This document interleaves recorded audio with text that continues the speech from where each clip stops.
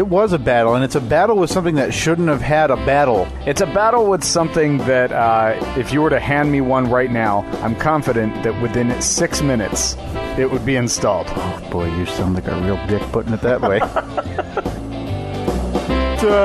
Hey, take a week off, don't tell a guy what do you think you're doing, huh? That's what I need. Is that me? Yeah, that's you. Oh, okay. I need you to get full Jersey mode, and then snap your fingers a lot. Like when you, hey, check this out over here. Come on, gotta go stir the sauce. Now this is fascinating for me to be able to watch. To be able to watch a true master work in his element, and his element meaning a folding table in his basement. How now, brown cow? How now, brown cow? Further reinforces the idea, by the way, this was a murder Jeep, and that this seatbelt was no doubt exploded out of whatever thing is in the buckle portion. That's a great description.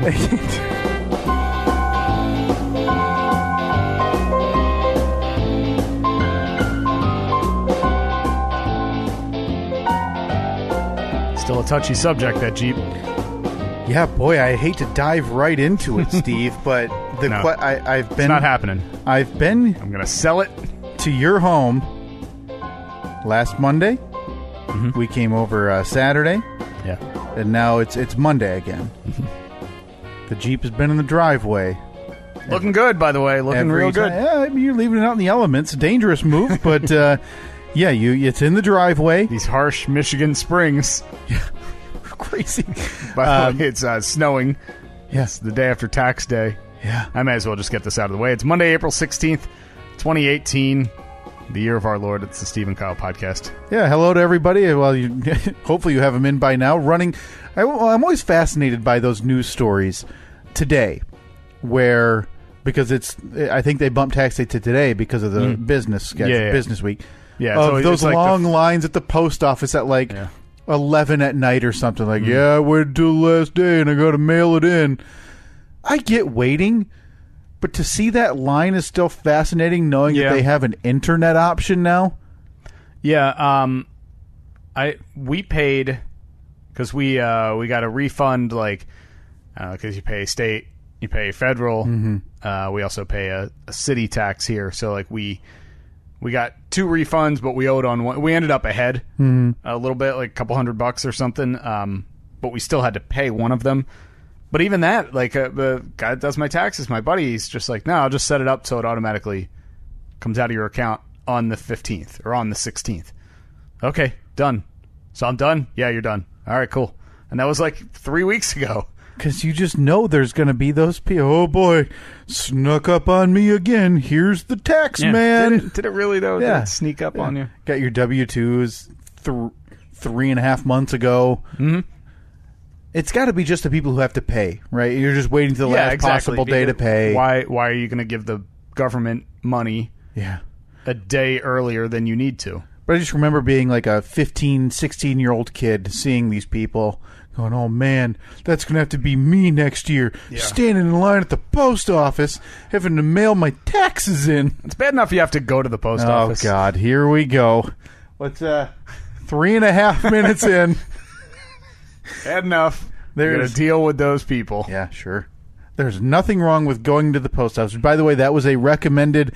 Last week we had the hashtag loose ends. We'll still welcome those as well on our social media for if we ever do the loose ends episode, because we talk about so much nonsense that we never conclude properly. One of them was we need to get S. Robbie Mack on the phone. He wants to defend the honor of the driveway warriors in blue, the United States Postal Service, Steve. Mm-mm. So nope. You won't even engage in a debate. I don't need to debate something that I know to be true. Okay. It's awful Hannity of you. Well, call me Hannity then. I don't know what you want me to say. I mean, listen, S. Robbie Mack, I am on your side. I can't make Steve debate you or listen to your qualifications as a beautiful end of the driveway blue-shirted warrior. But I'm trying here. Yeah. I'm trying here. That's be like the first take, but more boring. And instead of Stephen A. Smith and Max Kellerman, it's you and a listener who works for the government. Yeah. So we have a lot to get to in this week's episode of the Steve and Kyle podcast. We have the culmination of the last, 4 weeks? 8 years, feels like. 4 weeks. Well, really the culmination of the last 2 years of throat noises coming out of my stomach. We'll get to that a little bit later on in the episode. I went on a road trip last week with some guys from the side gig, and there's a story in there that I really look forward to getting your input on. Now, have you filtered it properly enough? Because as we've talked about on air and off air, Steve, no free rides. Yeah. No plugs for that garbage until they want to come around and start giving the Steve and Kyle podcast their proper due. Yeah, exactly. On terrestrial radio. So I'm assuming you've censored yourself. Of course. Okay, beautiful. I look forward to that. Last thing in the world I want to do is promote anything I do outside of that show, because God knows no one else on that show would ever do anything like that. That's been the crutch of this issue. I wonder, how many episodes did we really do this before we even thought about mentioning it on the side gate? 50, 60 episodes, right? It's not, we haven't been pushing this on people. No. And one of the, I believe the first run-in major was Josh in Maine. Was that who it was? Josh in Maine, who dressed up for the trivia contest. Yeah. And refused to be referenced. There are photographs. I was actually really impressed. Oh, it was amazing. With their refusal to mention him. Yeah, out of your way to refuse to mention that. You've had people at live. I've seen photographic evidence, live shows where you are taking the whole show's taking pictures with fans who happen to be wearing Steve and Kyle shirts because those were hot commodities. If you could, do me a favor at this point and stop wearing them, because it just leads to awkwardness. Oh, no. And I don't... Nope. Disregard what Steve's saying. All right. Wear them. I'll ship you a second one if you hold it. Like maybe get a flag printed. Yeah, you know how like at football games where it's like when you want to show that you're going to beat the other team and you got a seat right on the end zone, you put a dummy mannequin or a skeleton with that with the opponent's jersey on, you slap it over the side, be like, yeah, we're going to get you. Yeah. We're going to do that, but you're going to just hold this shirt up on a stick so it can't be ignored. Absolutely not. So I look forward to talking about that. We have some new reviews that we want to get to. God. We have a debate that started on Saturday night when you and Katie were here. We had a little game night. Having a few drinks, having some snacks, and then playing games, having a great time. And then it was all spoiled when you brought up something. Oh, God. Dare I say the argument got rushed. Not rushed, but had to be nipped in the bud because of the two significant others that were in the room. Didn't want it to get out of hand. Yeah, we were close to throwing punches. Listen, I've never been this close to witnessing Jersey Steve in his jerseyest as to what almost transpired on Saturday. Well, I actually jumped out of my seat, went to the kitchen, came back, and shoved a spoon in your mouth. Tried to shovel me garbage like I was in A Clockwork Orange and you were trying to make me take my pills. So by the time this podcast is posted, there's also going to be web polls posted at Facebook.com/Steve and Kyle and at Steve and Kyle on Twitter. I already know that the results are going to be in your favor. Oh, I disagree. I feel like the side that you are representing also represents the hot new up and coming hipster thing. So people are going to be quick to jump on board. Whereas the old reliable... Yeah, you're talking about a classic old reliable. Old trusty favorite. I disagree, Steve. I disagree. So we're both so committed to our stance that we're also... like, I am so committed to my side, but I still feel like you're going to win. Yes. And you're the same... Yeah, absolutely. I feel like I'm in the minority. No, I don't think you are. I don't. I've had this debate. I've had this debate with many people. The fact that this debate for you has gone to other people. Like, this isn't the first time this has come up for you. It won't be the last. It should be a sign. Maybe you're in the wrong? Well, I could easily say that about your stance. Well, I haven't had an argument about this with more than you. Right, but other people have. Other people have had Well, this right, argument. but the fact you've taken the mantle, right, is what you're saying. You're the torch carrier for your team. Someone has to carry the weight of the whole team. I mean, I would assume the multi-million-dollar company is doing fine without the foot soldier. Would you say you're above a private, but you're probably not like a general? You're like a colonel, maybe? Yeah. I think maybe Sergeant Sergeant at Steve, Arms. Sergeant at Arms Steve, Yeah. the foot soldier, and you think you're helping out this multi-million-dollar company who is, well, not paying you. Right. You're doing this of your own free will. Yeah. Huh. I respect you for it. Do we just get into it now, then? I think so. I mean, we're already halfway in. I don't remember the details about how it came up. I have no idea how it came up. Boy, that's going to frustrate me. Yeah, I'm sure it was just something stupid. Oh, I know exactly how it came up now. The one game that we were playing. Oh, yes. It was... I forget what the game is called. It was Heads Up. Heads Up, right. So you have a headband on. You have cards that are stuck in that headband that face the people that you're playing. Mm-hmm. The people that you're playing with have to describe what's written on your card. You have to say it. Oh, my... That was a gurgle burp. That wasn't even like a... I felt like it lasted for 10 minutes. That wasn't even like a throat noise. That had a couple of layers. Yeah, that was might be... That was multifaceted. It's way early. That could be your 2019 champion.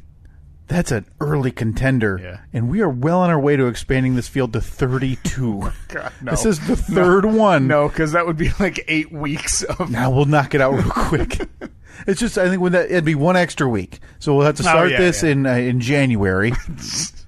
No. Oh, we already ended a week late. We're not starting like a week early.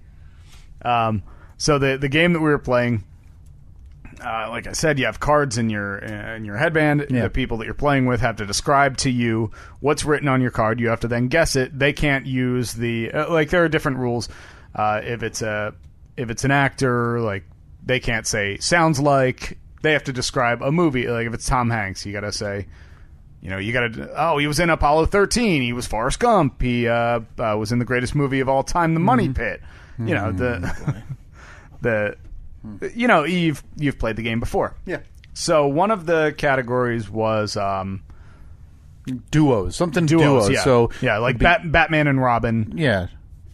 Superman and Superman's sidekick. Does he have a sidekick? I don't think officially no, but I'm on board with Superman's sidekick. I mean, I think coming this summer, issue 1, Superman's sidekick, and it's just a smaller version of Superman. Right? Yeah, it's the exact same except thing, like right? The curl in his hair goes the other way. Yeah, the other way, and instead of glasses, he wears Ray-Bans. Right? He's the cool new Superman sidekick. Yeah. All right, so I forget who was playing at the time, but the duo was Ben and Jerry. Yeah. So actually, the cards were on your head because I described the ice cream. They make ice cream. They're from Vermont. Well, actually, I think we can almost replay this verbatim how it started, Steve, because it shook me to my core when I believe we had just finished one card. So I was removing. Like, if you would do, just act like you're removing a card from your, Brad and Angelina. Okay. Oh my God, you wouldn't let me get this at the store today! That was my wife. I forgot about that part. Screaming at my face. Now, your dinner table is not a particularly, extra wide one, so it was within... Yeah, it's a regular table. 36 inches of my face. Yeah. She screams this. Mm-hmm. And I'm so rattled, I don't even understand what's happening until the clues start coming in, and then you mentioned the ice cream. They make ice cream. Chunky Monkey, Chubby Hubby, Cherry Garcia. Snooze. And I say, Ben and Jerry. No worry, we finished the round. We moved on. Finished the round. Mm-hmm. And so I take the cards off, and I believe I made a comment about, wow, you really screamed at me there. Yeah. About not letting you get Ben and Jerry. And she said, yeah. And I said... I believe my exact words were, it was $5 for a pint size of overrated garbage, something like that. It is pretty expensive. You can easily buy the half gallon or the gallon thing for of like Breyers or Edie's or whatever for probably about the same amount. Yeah. You calling it overrated didn't go over well in the room. Yeah. No, you're right. I stand alone on this island, at least in the house Saturday night. If you had simply said overpriced, I'm on your team. But calling it overrated, that actually attacks the quality and the consistency of the greatest ice cream of a generation. Our generation. That's certainly a way to put it. When you're referencing a brand that has lived on stupid puns for decades. Steve. Yeah, I know. And the puns, stupid. Cherry Garcia. Actually, no, I think you called it like Johnny Garcia or something. Yeah. Yeah, all of that, stupid. Sure. They're dumb gimmicks. Like there's fish food, but it's after the band. Like it's PHISH food. Cool. Jimmy Fallon has his own ice cream. I've heard all I need to hear about this ice cream. Right. But you take that ice cream out of the stupid multicolored pint, you put it in a bowl, you eat it, it's going to be better than the hot garbage or the cold garbage that you tried to say was superior. Because I would argue if you're looking at the ice cream aisle right now, you have two main options right? in that size and price range, right? Like if you want to go that pint size for like the upper echelon of ice cream, you're going to see your Ben & Jerry's. Next to it, at least in the last few years, you're going to have your section of Halo Top. Yeah. Which I had never heard of until 3 months ago. Yeah. Never heard of it. And they advertise themselves, like I said, the same realm as Ben & Jerry's, but lower calorie. So they'll say it's 500 calories a pint or whatever, differing, right? Their flavors, not horribly named. They just have, hey, chocolate chip cookie dough. Sorry, we didn't have to name it after Jimi Hendrix. Right. But again, going back to my point, the name, you could call it like moose crap.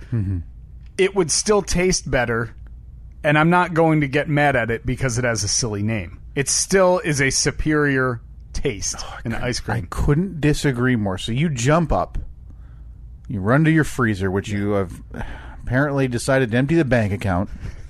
Go get yourself a couple pints of Ben & Jerry's. I mean, we did spend. We actually went to. We bought it at. We had to stop into Rite Aid and pick up a couple of greeting cards last week, and both of us were like, "Man, I'm really craving ice cream." Went back to our grocer's freezer, opened it up, and there was a little tag there. It said, "Buy one get one free" for Ben & Jerry's. So we got 2 Ben & Jerry's, 2 pints of Ben & Jerry's for $6. $3 a piece. Huh? Is your so opinion? you got 2 pints for $6. So that's what you're raving about. Okay. How much is Halo Top? I think it's like $5. Okay. So right off the bat, you're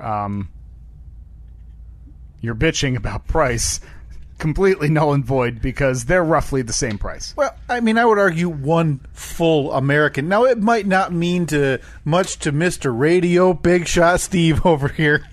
But to the hardworking American, but to the like blue-collared United States Postal Service employee lovers. Well, first of all, they don't get it. They're not allowed to have it. It says on the carton that postal workers cannot enjoy anything good because they're garbage humans. So you pop open your Cherry Garcia, and on the other side of the lid, if you're a postal employee, return this now. Please return immediately. For no money. You've wasted your money. Yeah. So Sorry. You put it under the hot water faucet and just let it melt. Watch it go into your disposal. So you jump up, you go to your freezer, you get out a pint of what was it that you got? I got the... Oh, I remember. Your standard chocolate with some nuts in it. It was New York super fudge. New York Super Chunk Fudge. You just said, so it was chocolate. You had like a pecan. You had an almond, a walnut, every other nut. You had a salted cashews, Spanish. It's like a touch of ice cream holding nuts together. Some is what it was. seeds. Yeah. Pumpkin seeds. It was very earthy. What it was. Yeah, I mean, some people do like ice cream that has something in it other than just a flavor. Yeah, sure. So like the chocolate chip cookie dough you just mentioned. Yeah. Where there's chunks of cookie dough in it. Didn't want a jar of Planters shoveled into my face, So quite good. You come back with a spoonful of whatever this chocolate disaster was. You jam it in my maw, and you say, "Here, eat this and tell me it's not great." So I chew through the peanuts. You had to crack the shells off the peanuts first. Fully shelled walnuts in there. No idea what they're doing. I get to the walnuts have a shell. I thought they do, don't they? Do they? I don't know. I know almonds do. Boy, I am way out of my league. The only thing that I would say definitely yes is peanuts. Yep. Yeah, you're right. Shelled peanuts. Yeah. I've never cracked open a walnut shell. There has to be, right? You think they just grow like a... Well, you just go up there and you pluck a... Like, what about a pecan? Because they would come out different sizes, right? Well, if that's the case, if they do come in shells, like if a pecan or any other nut does come in a shell, why do they shell them but not peanuts? Yeah. It's got to be the difficulty of the shell. It's just one of those mysteries of life that we will never figure out. I mean, add it to the list. James Brown's legs. Peanuts. No, walnuts. Walnuts. Sorry. Shells? Walnuts. Shelled? We talk about the Mothman and the Jersey Devil on this podcast. So are we looking for like 100% resolution on whether the Jersey Devil exists? Is that on the Loose Ends episode? Yeah, but I don't want resolution on any of these. The mystery of James Brown's legs must live on in the mythos of this podcast. Then what is the Loose Ends episode for? For us just to list off the things that we have loose ends about? That's a good point. And maybe create some more for next year's episode. That's not a bad idea, Steve. Yeah. Get one in the hopper early. Yeah. I appreciate that. Okay. No, that's a good point. That's yeah. I mean, I felt like the idea of the Loose Ends episode is to tie up the loose ends, not just to announce what the loose ends are. Well, I figured the loose ends wouldn't be answering questions we have, like James Brown's legs and the mystery of the walnut. But I figured it would be people saying like, "Hey, you guys," which we've had a couple of mentions. "Hey, you guys talked about go-karts for 6 weeks." Oh, we did. I totally forgot about go-karts. Yeah. There and other things of that nature. Yeah, there was a big tease. Yeah, and you never followed through. I have no idea what it is now. Oh, the mystery. So now there's I do. Oh, you remember? Do? Yeah. Save it. Loose Ends episode. Yeah. It's coming up. I'm just going to tuck that one back down. What if the Loose Ends episode becomes a loose end? I would say that's a very strong possibility. We could figure something out. We could do a special live episode of that for that. So yeah, you jam this monstrosity. I chew through the nuts and I get to the actual dairy portion of it. So I have a dab of ice cream, choke it down, and what do I taste? Chocolate ice cream. Chocolate ice cream with a little fudge in there. Yeah. Went home. Even closed my eyes to maintain the mystery. Dug into an ice cream carton. What did I taste? Chocolate. There's nothing special about a Ben & Jerry's chocolate, because it's a chocolate base, Steve. Okay, I'm gonna hear you out. But then you have to promise to hear me out. No, too much to ask. little too much for you. Yeah, there's I can't make any guarantees on that. The Ben & Jerry's was fine. That's what I'll say. I didn't hate it. I mean, if you hate ice cream, you're a sociopath. Do you think that if we'll take a regular flavor of Ben and Jerry's, Okay. like the chocolate chip cookie dough. I forget what goofy name they have Because they don't do like a regular vanilla, regular chocolate. All of theirs are specialty flavor. Yeah, I right? think most of them have. It's like some kind of mix. Because Like I think that this would be a taste test. I think I could absolutely tell the difference between Halo Top because it's low calorie, and low calorie historically tastes like garbage. Okay, here's what we're doing. We're doing an ice cream taste test. This weekend, we are going to record, and now we need to do a flavor that all of them have. Okay. Like Ben and Jerry's, I know that they both have cookie dough. your Halo Top, but then we need to buy like a base or two. Like we need to buy a store generic and maybe a like an Edie's or a Breyers of the same flavor. Okay. And we do like little, like when you go to Costco or wherever, and they have Yeah. samples, little cups, and we taste them all and we rank them, Steve. But we need a moderator because we can't put the ice cream in the cups unless we want to do the old So we're going minor league. So we're going double blind. Absolutely. Yeah. And we're going to need like a winery. We need oysters to cleanse our palate in between. Is that what they use? Oh, yeah. Most of them use Oysters. oyster crackers. Oyster Oh, crackers. yeah, not actual I thought you oysters. meant Sorry. No. oysters. I'm like, good God. Yeah, just pop this one open and drink it. Is that Shell it? what you do? Do you? I think you slurp an oyster. Like you have Do to. you really? Yeah, it's like, And they serve these in high dining, Yeah. like fancy Yeah. restaurants.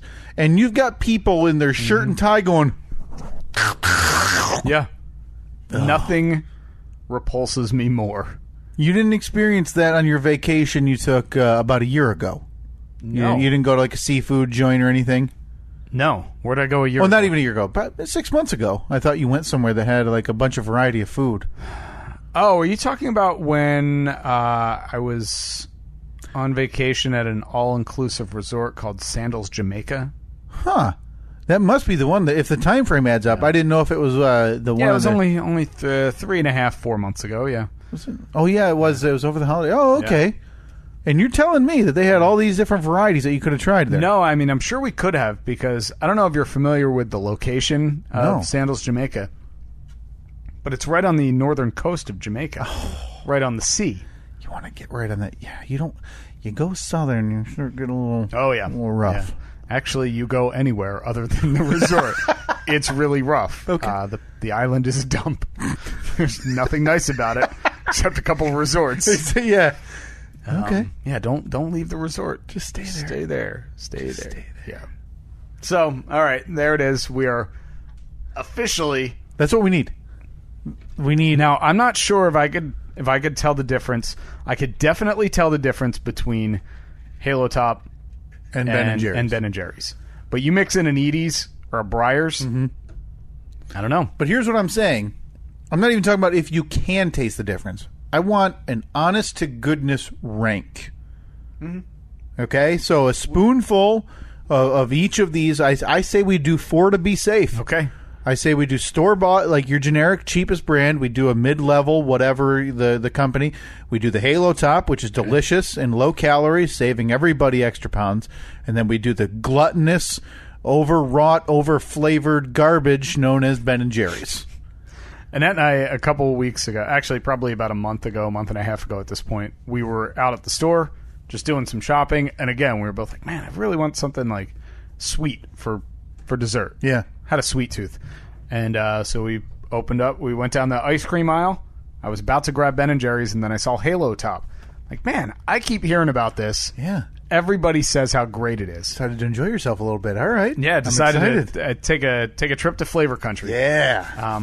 So we're like, yeah, let's give it a shot. Each grabbed one. We got home, ate dinner, sitting on the couch. Ooh, let's grab our Halo Top. Yeah, And we dig in 500 calories. You're not going to beat it. Opened it up and just sitting there eating it, watching TV, Notice at one point I'm not eating mine anymore. I look over and that's just holding hers. Full.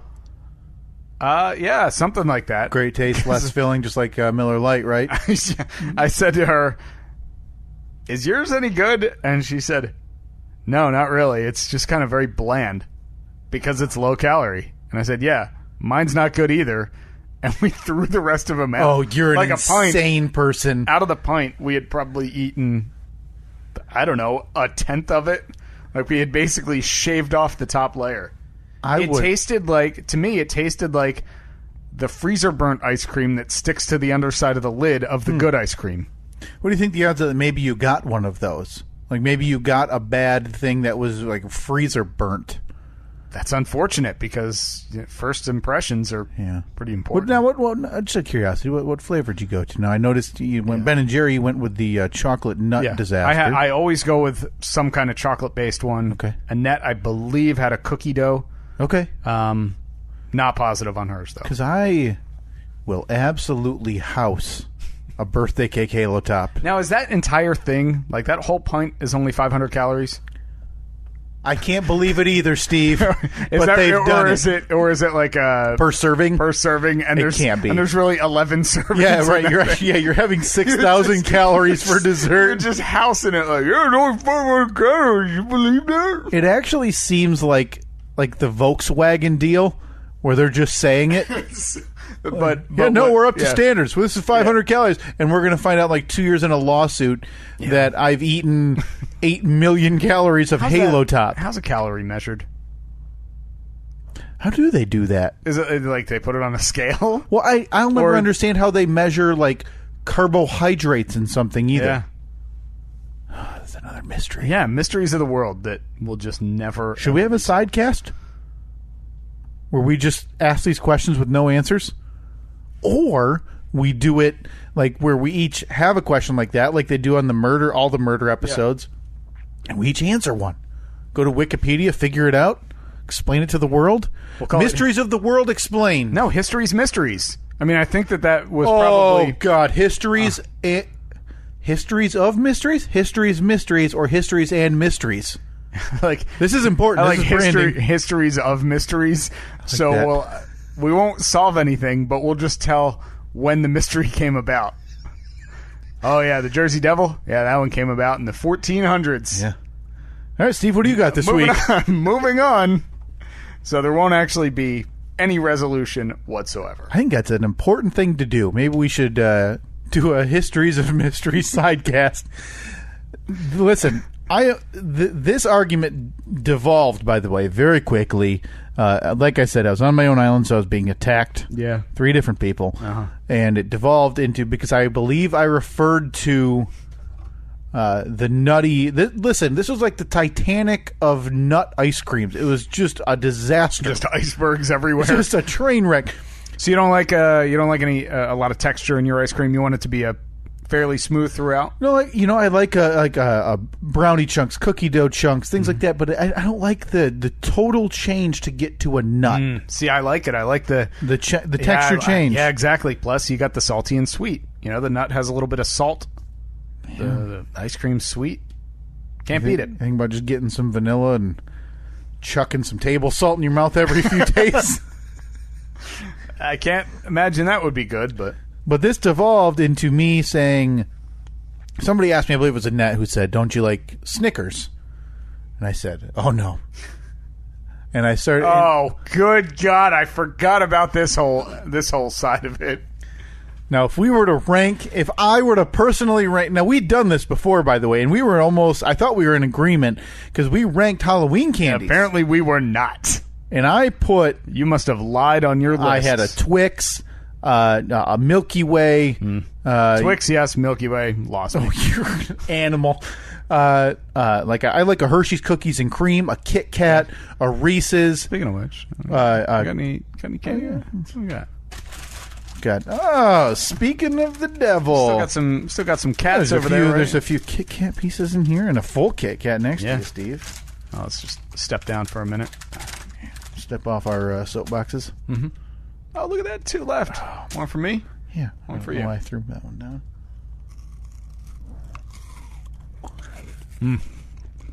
It's like it's like the perfect candy. Break me off a piece, indeed. You got the wafers.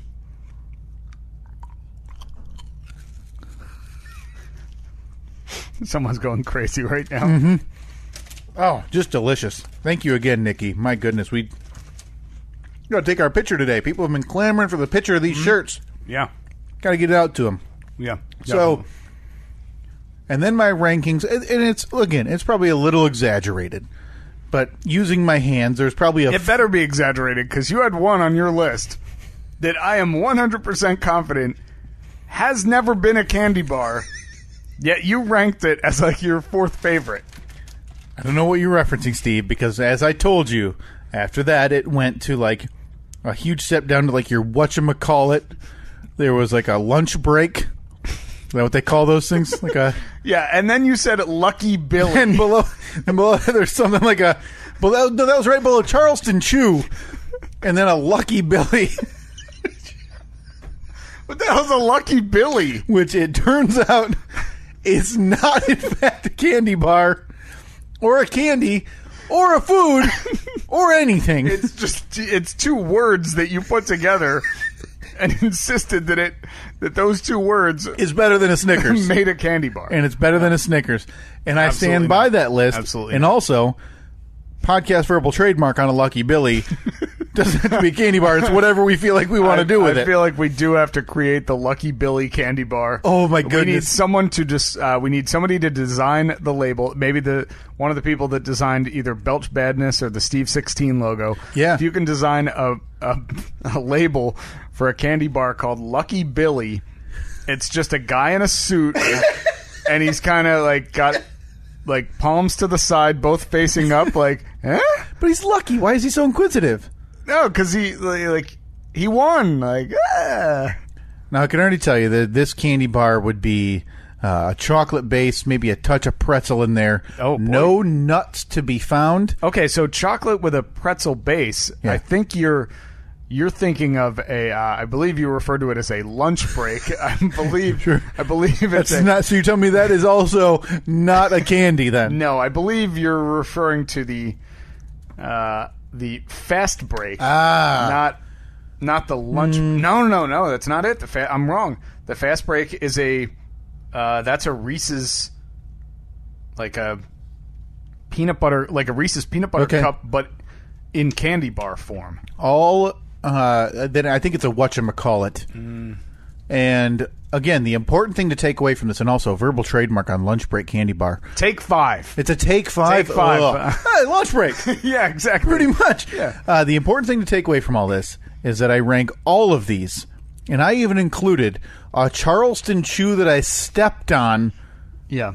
and carried from, the road while trick-or-treating in above a Snicker. Oh, boy. Rough. I feel like we need people to respond. First of all, you're either Team Halo Top or Team Ben and Jerry. Team Ben and Jerry's. Yeah. Also, you're Team Snickers or Team Lucky Billy.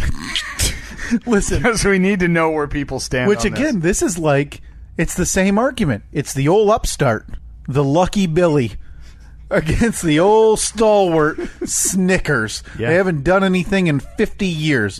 You've got Ben and Jerry still using... Why would they need to? Listen, baby, it's time to innovate. So what do you want? Like some glitter?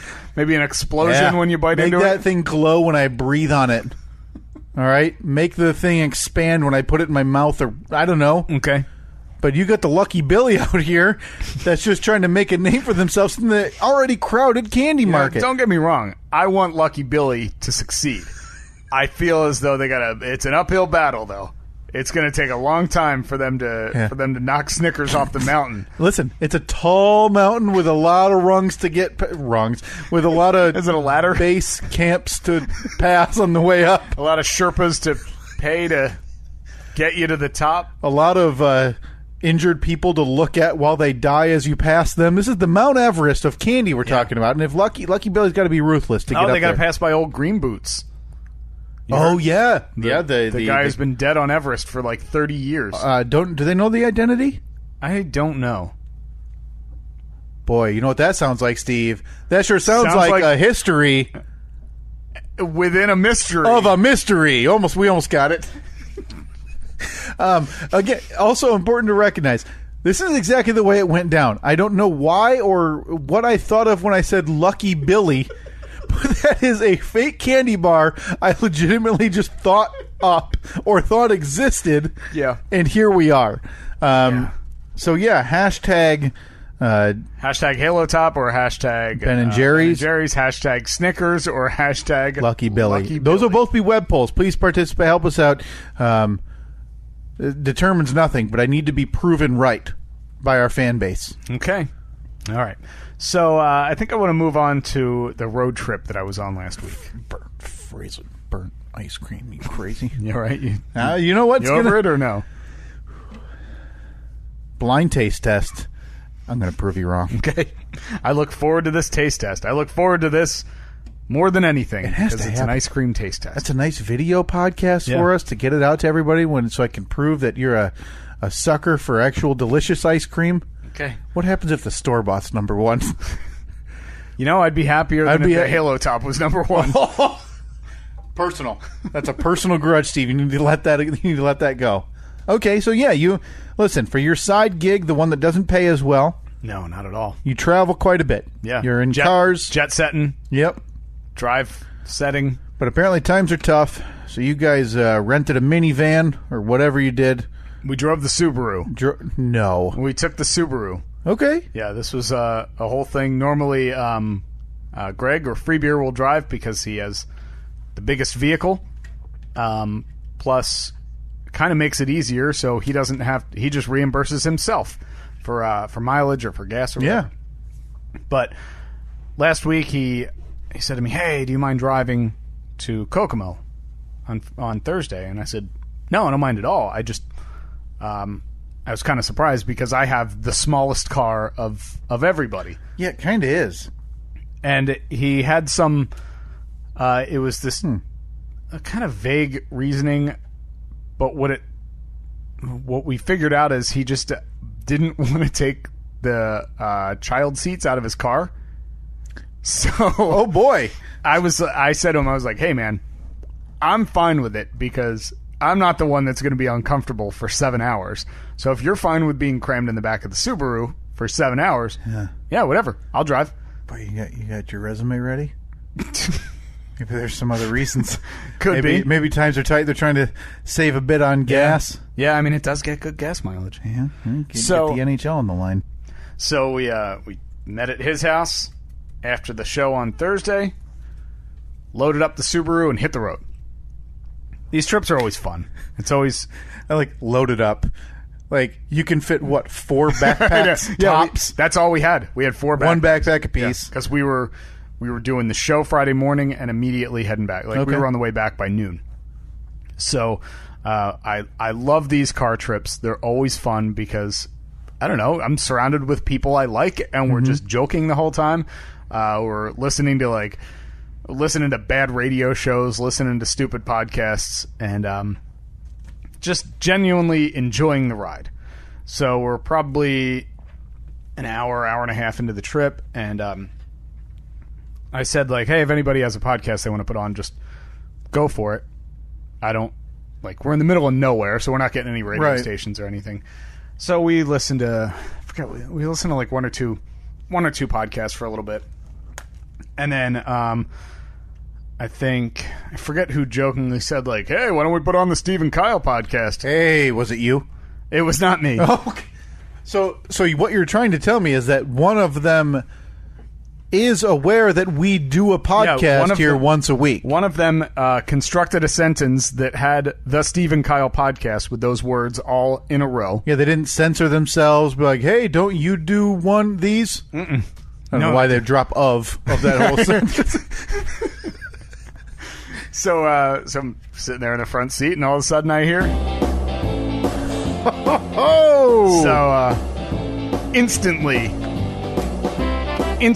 I'm nervous. I'm uncomfortable.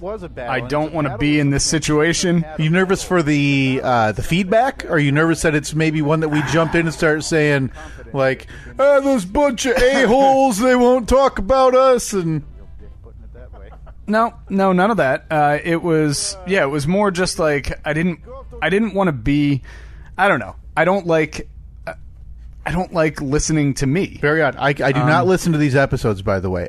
I'm the same as you. It's uncomfortable for me.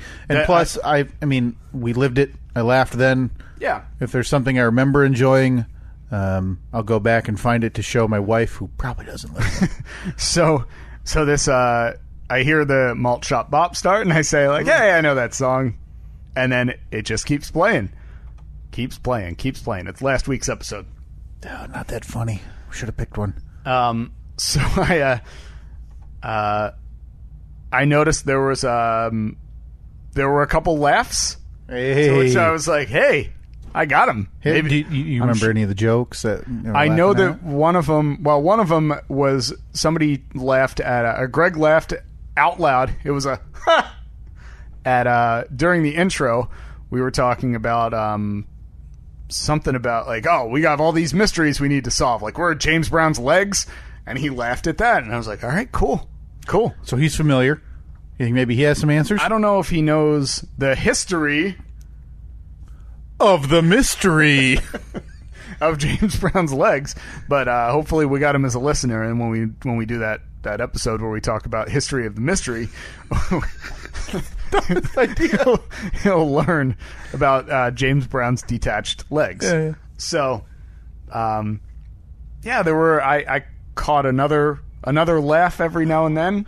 You should have recorded it so we could like divvy it up, be like, I was funnier, and Hot Wings specifically said that, I forget what he was referencing, but he said your podcast is roughly 10,000 times better than something else, like some other podcast or something that we had listened to.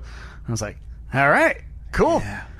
The rave reviews are rolling in. So I'm sure they were all on their phones subscribing, downloading, starting the backlog of all of our podcasts, and then going to whatever app they were listening to and leaving us a review.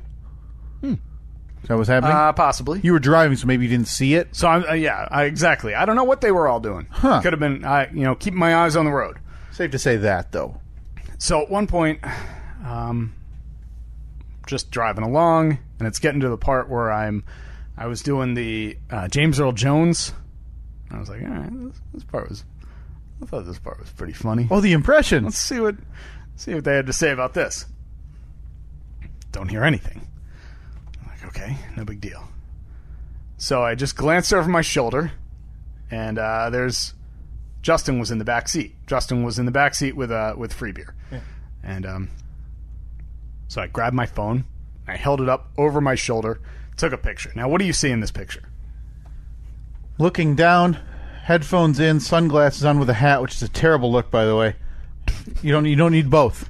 You have a hat, use the hat, or use the sunglasses. It's a stupid look. Mm-hmm. So the double combo, headphones in, what appears to be staring at a screen, like 3 inches away from his face. I would say that's a slight smile. Well, no matter what, we lost him. He's gone. He's no longer listening. You didn't think he was listening to another episode? I'd find it hard to believe. So he gave up. How many minutes? About, if you had to estimate, Steve, you said this was middle of nowhere. You started the episode. About how much did he give it a shot? 15 minutes, maybe. So we haven't even gotten into the bread and butter of the episode, And to be honest, he may have had those headphones on from the beginning. He might not have even known that the podcast started. Let's give ourselves the benefit of this doubt. Okay. Because that's probably what was happening. Don't turn around yet. Okay. I want to make sure that this is framed perfectly. Again, I have to look at the Jumbotron, which is directly over my right shoulder, the least convenient place possible to look. Okay, so then I aimed the phone a bit because Justin was in the back passenger seat. Mm-hmm. So it was easy. I just held the phone up, put it on the selfie cam, took the picture, and I turned just a little bit, took a picture of Freebeer, who was sitting directly behind me. He's in the driver's side rear seat. Sure. And you'll go ahead. Look at it. So my guess, he's going to have a shirt on. Stephen Cow Podcast. He's going to have a pennant. Wearing a button.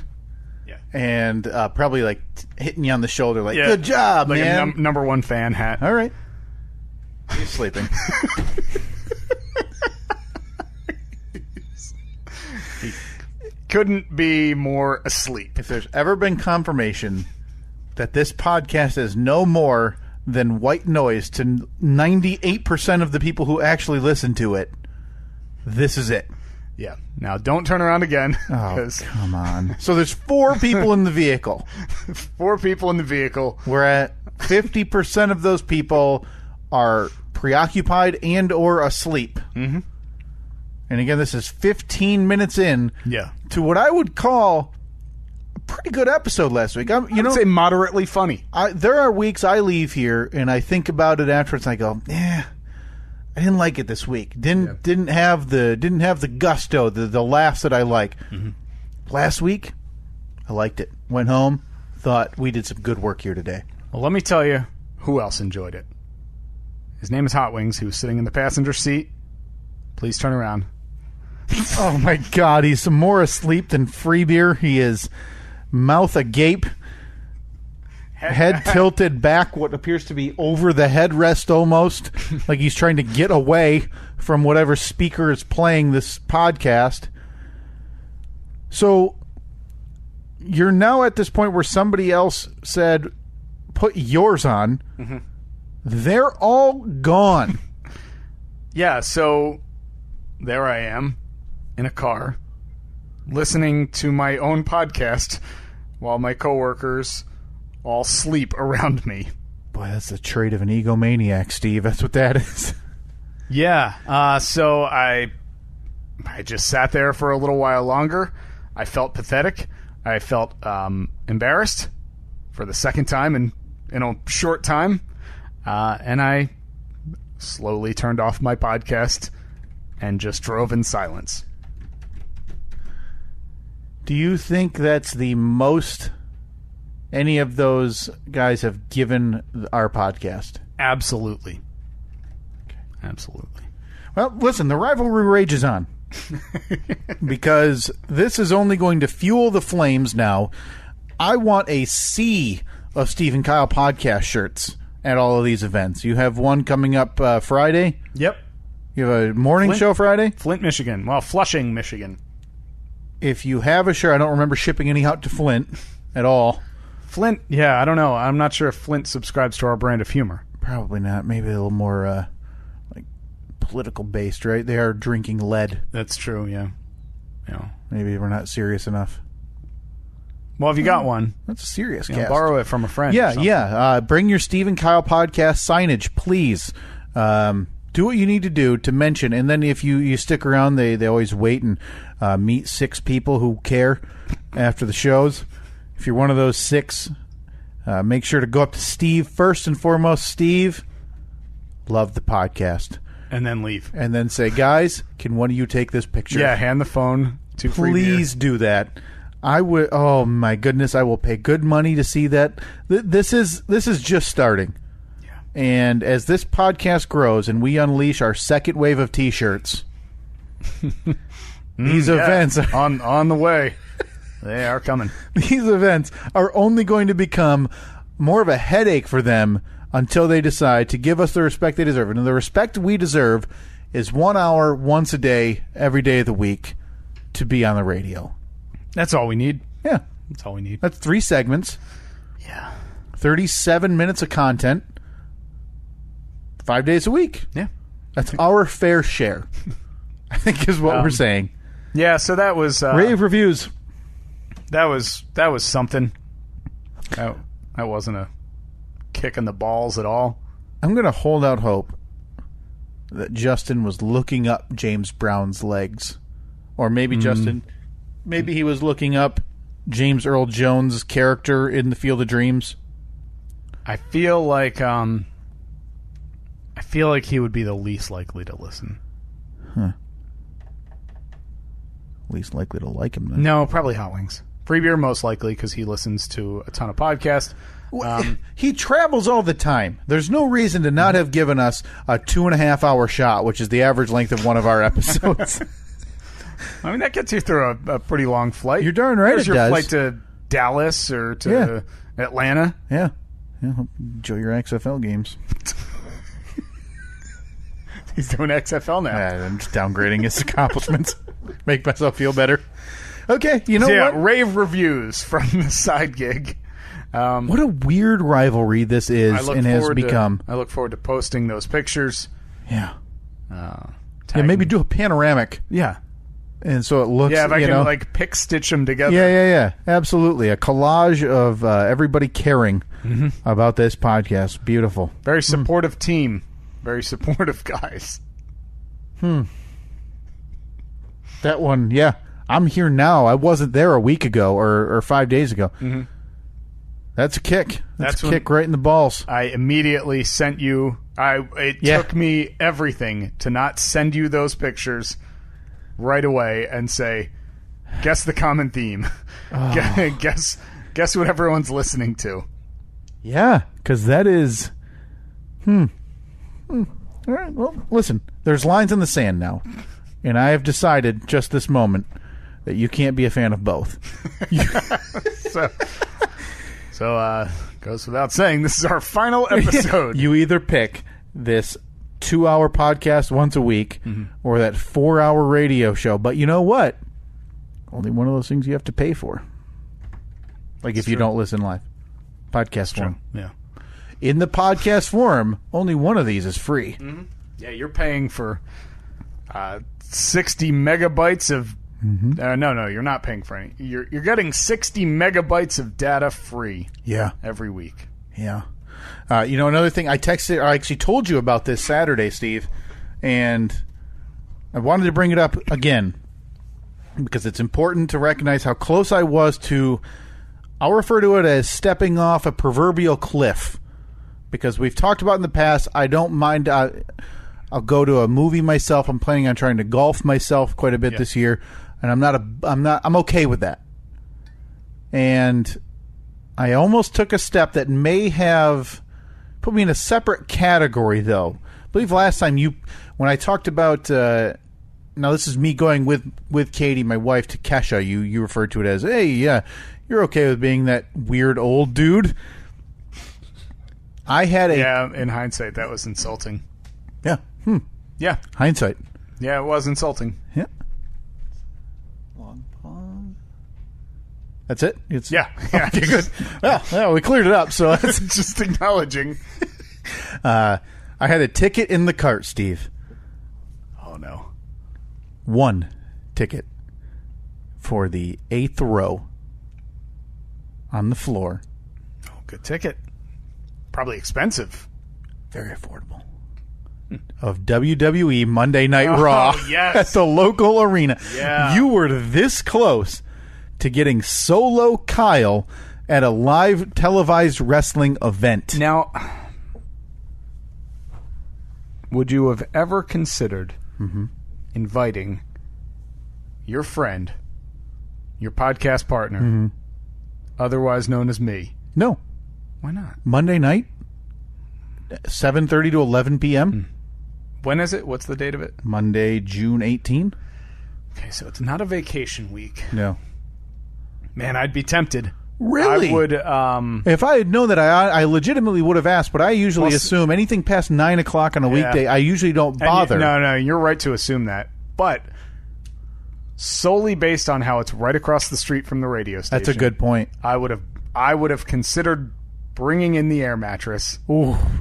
Sleeping on the floor. Which may have been an over-exaggeration because it's done by 11. All right, done by 11. I'm probably home by 11:30. You got 5.5 out of that? 4.5? Yeah, because I'm up at 4. Maybe just come in late. Staying at the station saves me at least an hour. It's 25 minutes of driving both ways.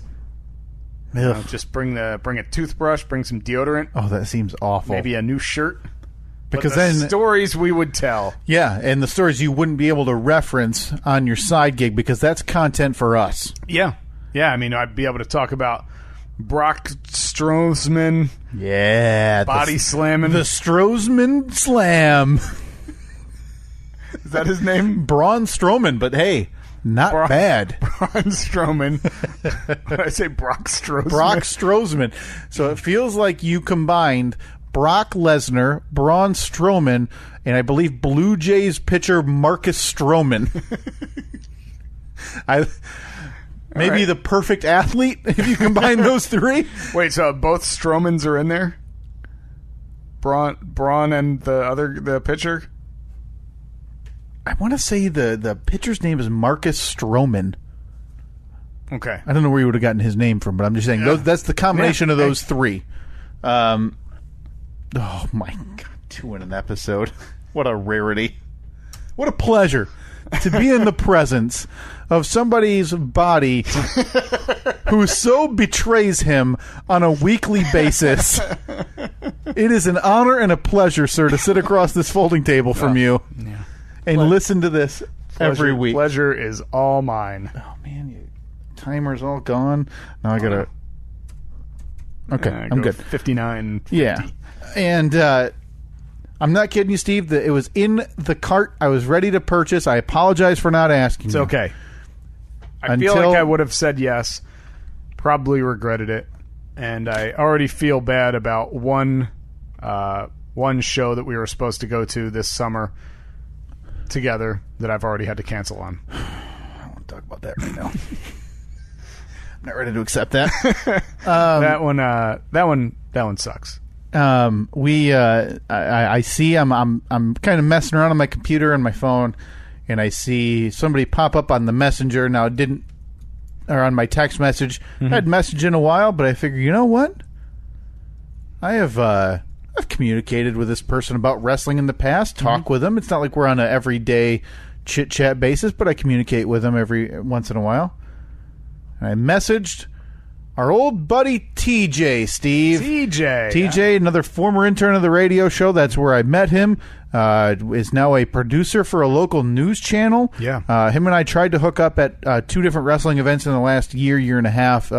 He lives about 45 minutes south of here, and it just didn't happen. So I'd message him. The last time he went with a group of friends, and they bought tickets right by the entrance ramp. So they, where they're all coming out, and you can yell at the wrestlers obscenities and other objectifying things to the women. Hey, nice legs. nice gams. Old timey wrestling cat calling. Yeah. Nice gams. Oh, I can't think of any more right now. Make me some dinner, toots. That butt looked nice in a kitchen. Stupid. And I say, hey, are you and your buddies going to this, or are you going to this? If so, can I kind of third wheel it, right? And jump on in. Said, no, I wasn't, but I'd be interested, and that's all I needed. Nice. Less than an hour later, Steve, TJ and I are going to Monday Night Raw. Floor next to the ring. Whoa. Probably the 10th, 15th row, something like that. What's a ticket like that set you back? $55. That's it? They do the jump at like first 5 rows, and it goes up to like 110, or even more than that. The first like 10 rows are 110, but if you want one of those seats that it's like, oh, you're guaranteed to be on TV, and you get a commemorative, like they have a chair with design on it and everything, you get to take that home. Like $490. Wait, you get to take a chair home? Well, it's like a padded chair with the year's design on it. With like, hey, 2018 tour. Yeah. But no, you can get these. This is Raw then, right? Yeah. This is Monday Night Raw. Yeah, $55. We'll have to. Last time I went, I tried my hardest to get heard on television. I think I got through with one of my screams that you could hear. I like to yell, not insults. Listen, they're putting on a show, and there's kids there that love it. And I've talked about the few events since I've been doing this podcast that I've gone to. It's so different for me now to be able to see it and witness like just the maneuvers and actually the act of wrestling and how good some people are at it. But more importantly, like being able to see like families and bringing their children there, and the awe that these kids have seeing their favorite wrestlers come out for the very first time they've ever seen them. It's tremendous, right? It's awesome to see, and I like to crap on that by yelling, "Hey toots!" By yelling, that butt would look good in the kitchen, or nice gams. So are you now? You're going to Raw. So is that going to be like Rowdy Ronda Rousey? Is she? She Raw? might be there. Yeah, she's on Raw, but nobody knows if she's actually going to be on TV full time. Okay. Maybe I'll wear a halter top and a kilt, just like her. That'll get you on TV. That would get me on TV in a heartbeat. So now, can you bring signs?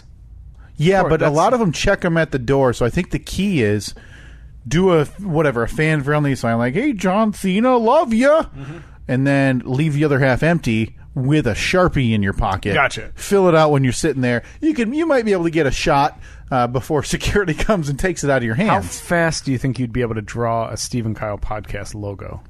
I don't think that'd be confiscated. I think I could do that easily. That's a smart idea. I think you need to do that.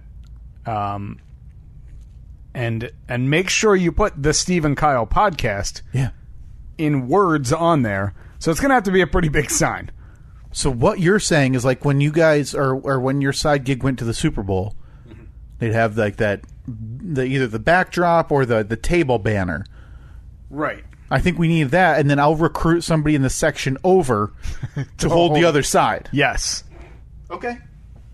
I think that's possible. I mean, you're going to have TJ with you. Yeah, and he's obviously a listener. We have a vinyl guy or decal. Probably not. There's no chance.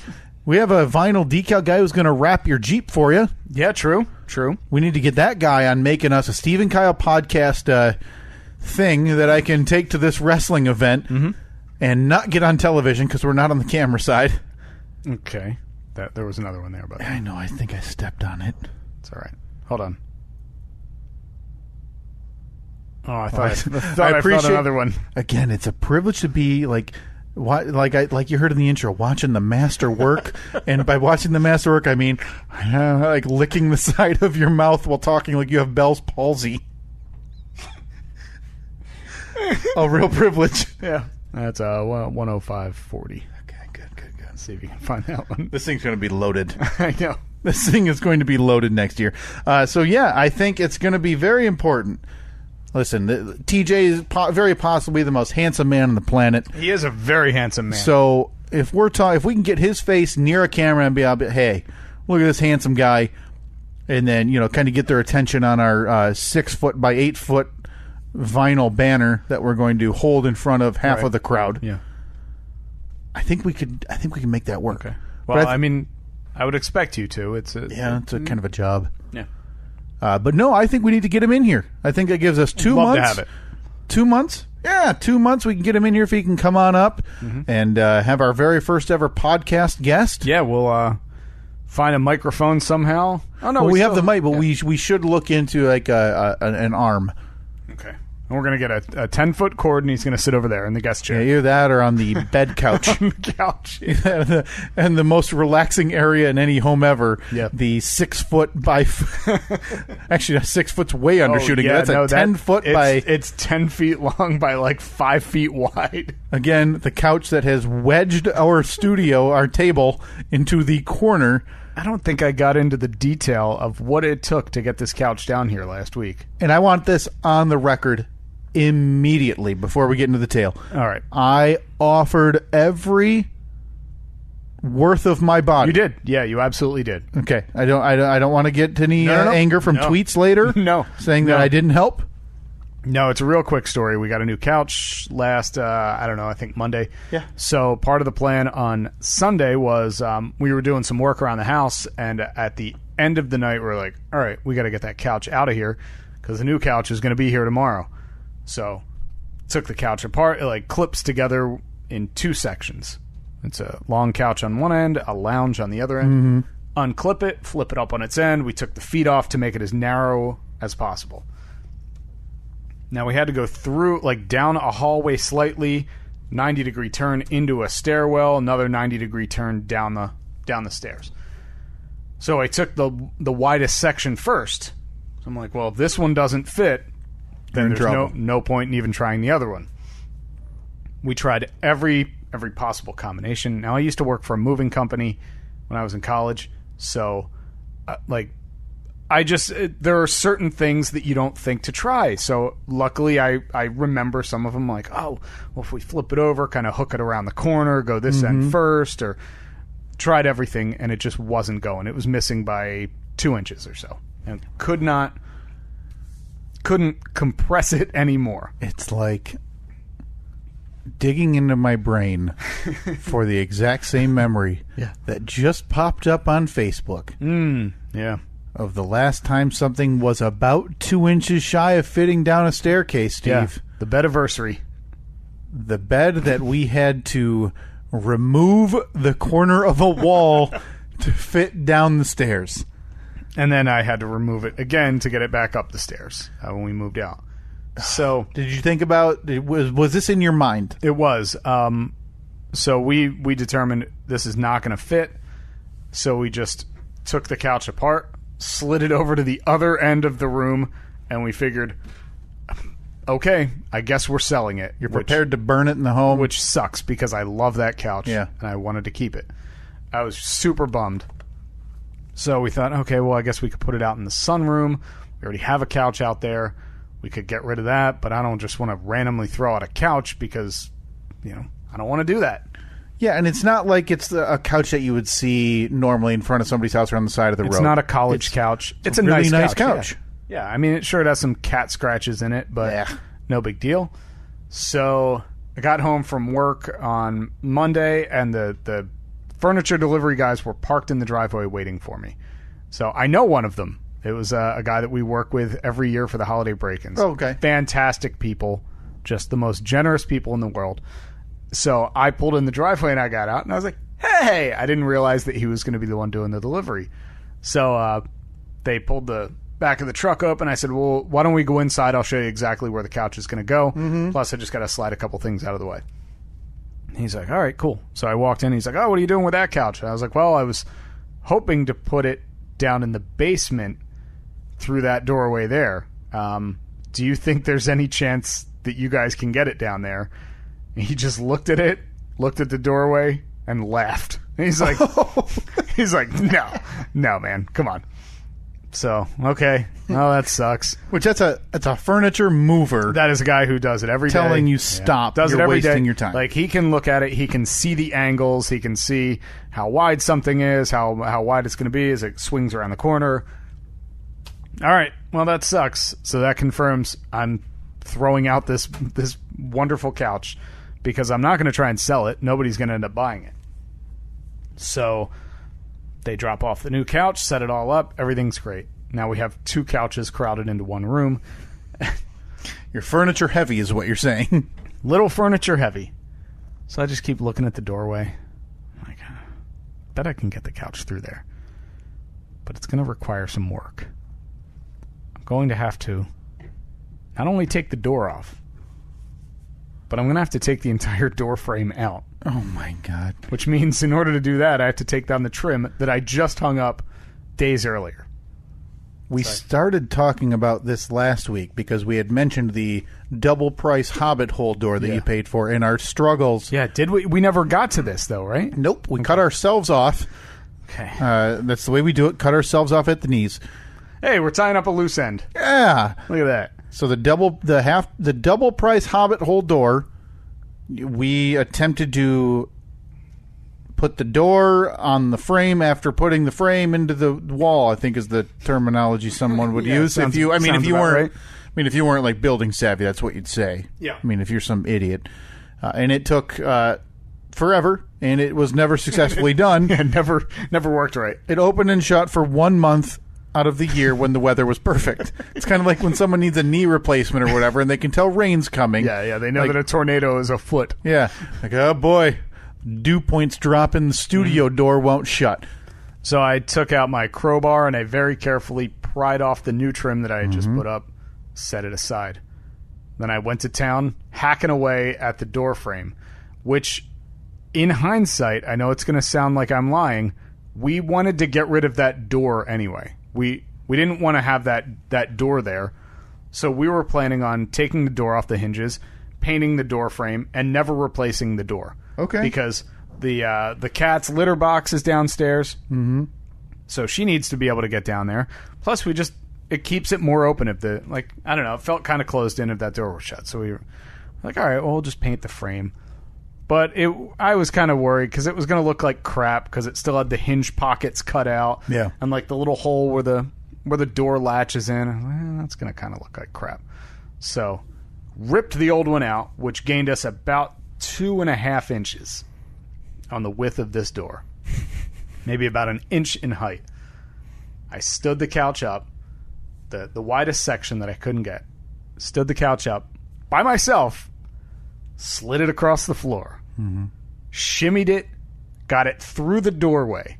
But now I'm at the point where I'm still on the outside, the couch is on the inside.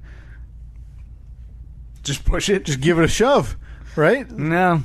See how far she goes. I then had to squeeze past it. I actually got stuck in between the couch and the wall for about 30 seconds, which is long enough for me to think, well, I'm going to die here. This is it. This is the end of the road for me. Managed to get past it, almost fell down the steps, got the couch the rest of the way through, and I got that stinking thing down the steps by myself. Then I got to this doorway here, had to take this door off in order to get it through. But it's in there. Went back upstairs, got the other half of it, which is longer. So when I stand that up, But not as wide. it misses the top of the door frame by millimeters. Got that one through. Same thing. Got wedged in the doorway.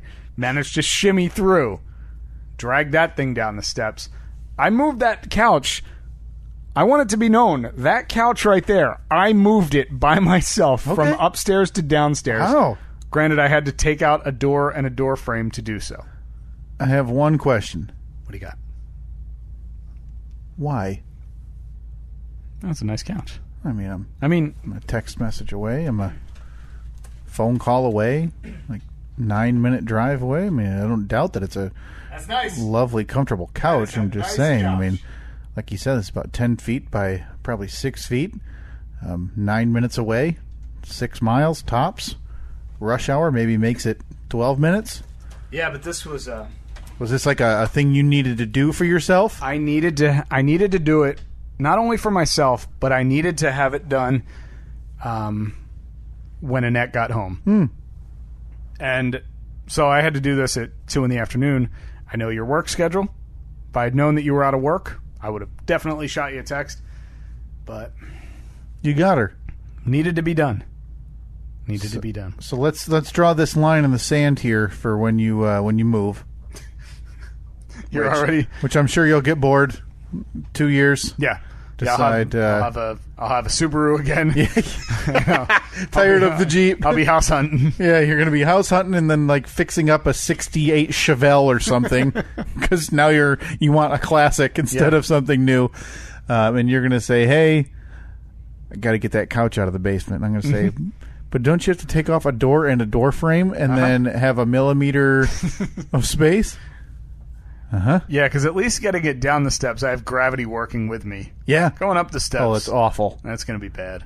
Yeah. It's going to be bad for us when we do that. So it's staying here for the new owners. Like, just put it, even if they don't ask for it, put it on like page 36 of the purchase agreement. Be like, couch comes with the house. Yeah, right underneath it, new bed comes with the house. Yeah. Oh my God. Absolutely right.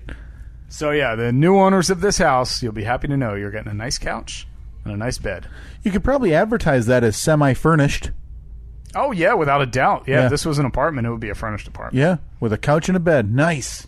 So the couch is here. We're getting rid of the bed over there. Oh God. The chair is going to kind of shift back over there a little bit. And then the bed will go through that door over there, and it'll just kind of sit in there because that is... Nope. That is No, a it room, won't. That is a room It's not going that that way. is getting zero attention. It is not going that way. for That one room has more year. plans this month to be broken ground on. The APS Yeah, are we going to have golden shovels? 4.0. We should. A ribbon cutting for when it's done. No, you do a ribbon cutting when you break ground, and you do you don't do a ribbon cutting when you break ground. Don't you? You just have the golden shovel do thing. The golden shovels, and we have a pile of dirt that we move from here to there. And then The idiot on the bulldozer is just getting mad. It's like it's 9 o'clock. I'm missing my break, and this jerk's digging in with a golden shovel, and he hits a root. I promise you, when we do break ground, I'll have golden shovels for both of us. All right. Well, we'll see you in 2 weeks, which is the deadline for breaking ground on APS 52 4. weeks, as you said. This keeps getting pushed further. As I've said all along, April 2019. Do you not want like a nice home office to advertise when you sell this home?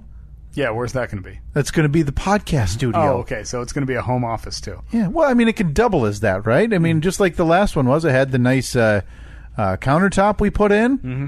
APS 4.0, April 2018, coming soon. April 2019. 2019. 018. Did I tell you we had to go to the old house the other day? Oh, no. Last week. Annette had ordered something from Target, and in her account had never updated her address. Oh. So she sent me a text when she was at work. She's like, oh, did that package from Target come? And I walked outside. I'm like, no, it's not out here. Boy. figuring like, oh crap, it's been stolen. And then she said, oh no, I never updated the address in my account. I was like, well, I guess we got to go to the old house and knock on the door. Yeah. So we did. We went out. We drove over there. She went up, knocked on the door, and the woman came out. She's like, yeah, this showed up. I didn't know what it was, but I recognized the name on it because of like other mail that came. She's like, I figured you'd come by at some point. Did you ask to take a peek? I didn't. I wanted to go down there though. I want to know what's up with that studio. Yeah, me too. I want to know what they're using it for. I swear, if I go down there and there's anything but microphones set up, I'm going to be pissed. Microphones and a clean floor. Yeah. I kind of think I want to do the same exact thing for the new studio. Floor-wise. Oh, I love the look. Countertop-wise. Yeah, it'll just be a tiny bit bigger, I guess. Do the same similar design on it. Yeah. Mm-hmm. Oh, man, so close. I can feel it. Kind of getting excited about it. Yeah. Yeah, it's not going to happen. It sounds like it's jumping up that project list right when you get the trim done. Tell you what, I'll give you March.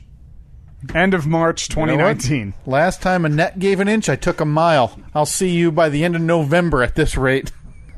No. It's a nice winter project. You got that kerosene heater. We make some cuts in that garage. You got an extra stall. Yeah. Good.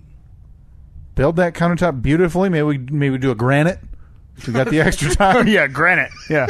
That's what we'll have. It's, all that extra time. Mm-hmm. Maybe quartz. Yeah. All right. Yeah. Which, by the way, I don't know if this is bleeding through the microphones. I was reprimanded deeply for this last week. That is, I don't know why I'm whispering, but that is Annette and a student or a young child learning how to play the violin, and I went on a bit of off the rails and talked about how that to an untrained ear, this violin playing going on. I don't believe that. See, that's the thing. I don't think you ever said to the untrained ear. Correct. I did I correct believe that myself. You pompously said that you were an expert. I never once said that.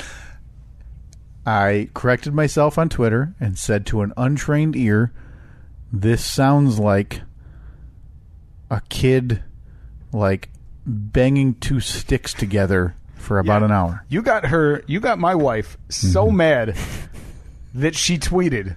Yeah. She's only done that one other time. Yeah. And you know when the other time was? She tweeted at one of the hosts on NPR because he spoiled an episode of The Bachelor or The Bachelorette. So the rage she felt at me is comparable is Bachelor level to rage. Spoiler Bachelor level. Yeah. So I apologize to whatever it is that kid is trying to do up there. I'm sure it's one of her best students. I'm sure. Oh, no. I am sure it will turn out great. And I made the offer to Annette, and I'll make it here on this podcast as well. If you give me a beginner violin or a harmonica, whatever, and I will practice 1 hour a week for 52 weeks, and I will be better than whatever that is. So without lessons? Yeah, I got a book, YouTube. Okay. She guffawed at the idea that YouTube could help me. I think I want to make the internet eat her words, and then I'll start teaching violin lessons. And she'll be doing the podcast and she with me. can do this podcast, and she can talk about how beautiful that music is. Well, that's easy enough because we have a closet full of violins upstairs. I can easily give you one. We got to get myself a beginner one. Okay. Man, not today. They're going to be here when we leave. So. No, I mean, we can extend this podcast to a good 45 minutes. Oof. Well, that sounds miserable. It's time, Steve. It's what we've been building to for what feels like a year, but it's actually been 4 weeks. It's time for the Throat Goblin National Championship. Yes! Oh! If you're in your car, pull over, because you're no doubt going to need to dance punch with this music playing. Dance punch. Shadow boxing. Combination of Eminem from 8 Mile and Rocky. Gray hoodie pulled over doing some shadow boxing. If you want to be the best, you got to be a fighter. If you want to be the best, you've got to show desire. If you want to be the best, beautiful. Yeah. been an exciting couple of weeks. Yeah, we've come this far from an initial field of 20 applicants, 20 potential competitors in this tournament. We pared it down to the Steve 16, the arduous decision of the committee. We pared that down to the What I Ate, to the Fat Mouth 4. I still laugh at the What I Ate. To the Fat Mouth 4, and here we are this last week. The rivalry finally came to a head between two titans of the throat goblin world for the Steve 16 National Throat Goblin Championship. Yeah, this was pretty incredible. We had a fantastic field, like you said, narrowed it down. We had some upsets. We had a number 2 seed ended up playing in the championship game. Yeah, 1 and a 2. Do you have the matchup ready? I do. Yeah, I have it right here. This is what the final matchup sounded like. Number 1 seed, Esophagus Episcopalian University. Versus number 2 seed, Uvula State Technical University. Wow. 2 different sounds your body produced into a microphone that led to this national championship. Now, the first one you heard, obviously, Esophagus Episcopalian, the number 1 seed. The number 2 seed made it all the way to the Throat Goblin National Championship. As always, the polls were run just like the poll about Ben & Jerry's and Halo Top will be run on our social media, Steve. Yeah. At Steve and Kyle on Twitter, Facebook.com/Steve and Kyle. So be sure to check those out there, as well as when you post it, the final bracket. The complete filled-out bracket to the conclusion of the Steve 16. Now, should I also post just the clip of that? Like the final clip of the winner? Just post it on its own? Yeah, I think so. I actually think we talked about this. I don't think I need to, because that would be some extra work. And that's a good point. The thing I would think of is if we did one clip with no gaps in between, all 16 in a row, and we ranked them from how they were. I'd have to figure out how they were eliminated, so from worst to first. Yeah, I mean, it'll be like a 8-second clip that we'll have to spend easily 45 minutes on. But I think this is worth it in the long run, so stay tuned for that. I mean, it's like our one shining moment. It is. It has to be done. And then if somebody would take that and put it into one shining moment for us, just intermittent, instead of audio clips from the big game or whatever, intermittent.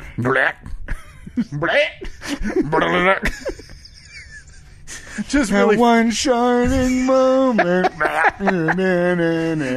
Just really fly in the face of what people love about March Madness, because that's a beloved portion of the tournament when they put together that video package. So we have our winner though. Steve, can you pull those up for me so I can follow along with you? I can do that right there. There you go.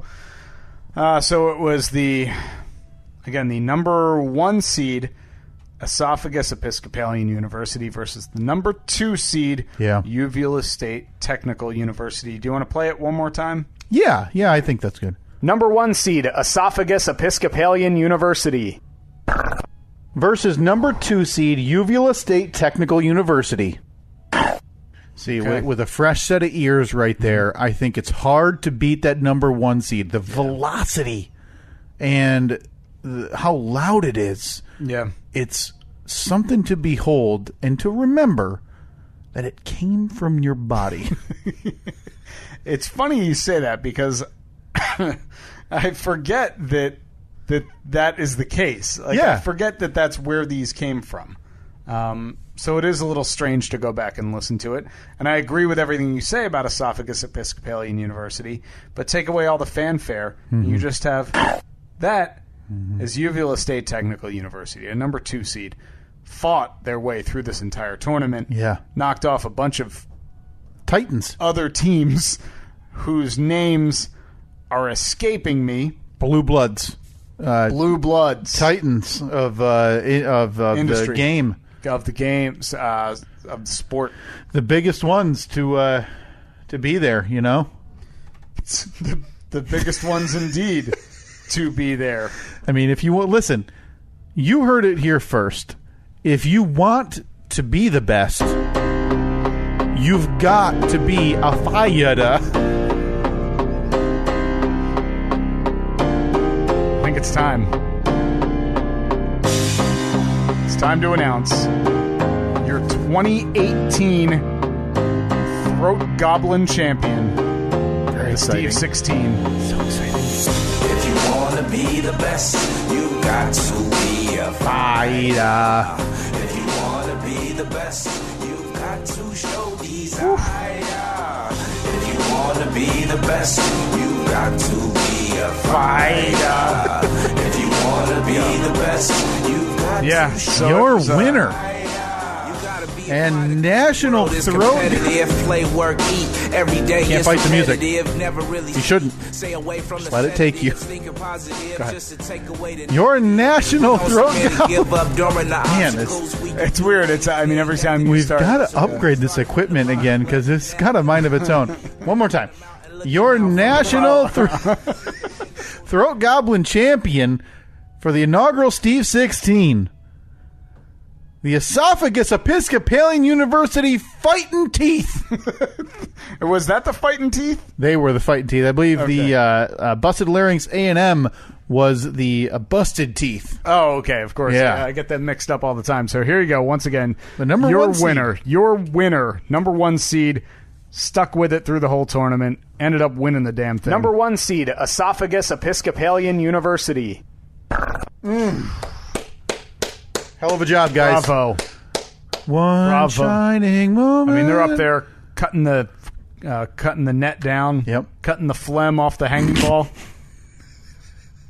Yep. They are your champions. And for one solid year, they will be your champions. Yeah, they're going to carry that trophy around. Now they get to carry that trophy, which is, like you described, like a hanging uvula. They each get that for a which day. is an extra insult to Uvula State Technical It really University. is. To watch them make the Fat Mouth 4 and to watch those Episcopalians walk out with the hanging uvula trophy Yeah. is offensive to those to those students. Yeah, for a full year. So until next year, again, you heard it today, we already have like 4 or 5 in I think the we got hopper. 5, yeah. So I think we may expand. Boy, Steve 16 really rolls off the tongue. Yeah. Or the Throaty 32. Done. Throaty 2. Throaty 2. Oh, I mean, my it's God. obvious. The 2019 Throaty 2, it begins in earnest next March. So somebody, Ish. if you could, just make the logo now and send it to us. Mm-hmm. So we see it and we laugh, and then we forget about it for 51 weeks. Yep. And then send it to us again in about 51 weeks. Yeah, So, Zach and Carl yeah. sent us this year's logos. Thank you very much, Zach, who joined us on our Boston trip. Carl, who we'll be talking to when we bring back 2 minutes of awkward conversation next week. Yeah. Those two gentlemen want to get on that, and then go ahead and already set that reminder in your phone for, I would say, February 20. Yeah. Like, hey, resend logo to Steve and Kyle, and we'll go ahead and use that in our bracket. That would be great. That would be very nice. That was a fun thing, that we did here on the podcast. So happy yeah. we finally were able to use those. Oh, What if I told you that a relative unknown, yet a number one seed, would pull off the impossible? what if I told you Episcopalians don't just go to church, they go to the court? What if I told you that my gut produces so many noises that you would be truly disgusted just looking at me? What if I told you the road would go through Snot State and the University of Jowl? The Steve and Kyle podcast proudly presents The Road to Disgusting Gut Noises, coming next February. Why did we do it? Maybe we'll find out. Easily. Now, it's around this time that you see a lot of people, like somebody made like a Disney movie bracket. I don't know if you saw that going around the internet. Somebody did like a rap album something. Yep. I don't think anybody went quite as unique No, as definitely not. throat sounds and stomach sounds from from a podcast host. Definitely not. I didn't see anything else like it. And I hope to not see anything else like it. I hope we kind of have the market cornered on this. Yeah, I think I do think this will be on a shirt. You think? No, This bracket, because we could put this bracket on a shirt. that's not a bad idea. It's not a bad idea at all. I mean, I'm not printing any of them. No. It would be no. on that some website. We'll look into that. Yeah, Cafe Press or something. Yeah, like that. where they just make it for you and we get, I don't know, 8 pennies off of everyone. I don't care. I just think it'd be funny to watch people walking around with this nonsense. I think we do the large logo on the front, bracket in the back. Yeah, if you're interested in a shirt, Yeah. maybe tweet at us. I want a snot shirt. We're going to have to give some kickback to the logo makers. No, none at all. Bummer, Zach. Thanks for contributing. Yeah, I mean, Thanks it's for driving to Boston. the eminent domain. No, fair use. I feel like eminent domain is where the government can take your house. Take your house, yeah. No, this is like that. Like put up a shopping mall or Yeah. something. Yeah, we can. This is our domain now. All right. Consider it eminent. Yeah, what you going to do about that? Yeah, it's been taken. All right. Thanks for everybody participating on that. It was a lot of fun. Yeah, a lot of we people need- voted. And We need to do that more often. Stuff like that, not Yeah. more often. what do you want to do here? Are we hitting The music, Steve. All right. Hit the music. Fast 5, 1, 2, 3, 4, 5, 5, 4, 3, 2, 1. Believe you're up. Yeah. Notice how I didn't mention what music. Left that up to you. You're welcome. Don't want to put you in any Appreciate bind. that. Yeah. Appreciate that. Fast 5 this week, Steve. Number 1, the WWE Superstar Shakeup. Oh, of course. Johnny Anvil. Number 2, Alex Jones. Oh God, that guy. Did you see that video clip? Oh yeah, his unbelievably weird, and I stress unbelievably weird humble brags that could in no way be true. Yeah, we'll come back to him. Art Bell. Yeah, broadcasting legend. Yeah. Passed away. What was he? 80 something? He was 73, Was something he? like that. Yeah, I'm. He wasn't still doing the show, was he? No. It was George Norrie. Oh, okay. I think I've never listened. Yeah, neither have I. But I mean, the guy's he's a legend in broadcasting. He absolutely is. I've got James Comey. I believe he's been on my Fast Five about a dozen times over the last year. Yeah, he seems like he doesn't really care what he's saying, and That Earth has been scorched, I think is the safe way to put it. I believe him. I believe everything he says. Yeah, seems like he's more trustworthy at this point. I feel like in the position that he held, he is more trustworthy. Yeah. Lastly, Scooter Libby. Oh, Scooter Libby. So Trump said he was going to pardon him, correct? Yeah, now Scooter Libby was the aide or right-hand man of former Vice President Dick Cheney. Yeah.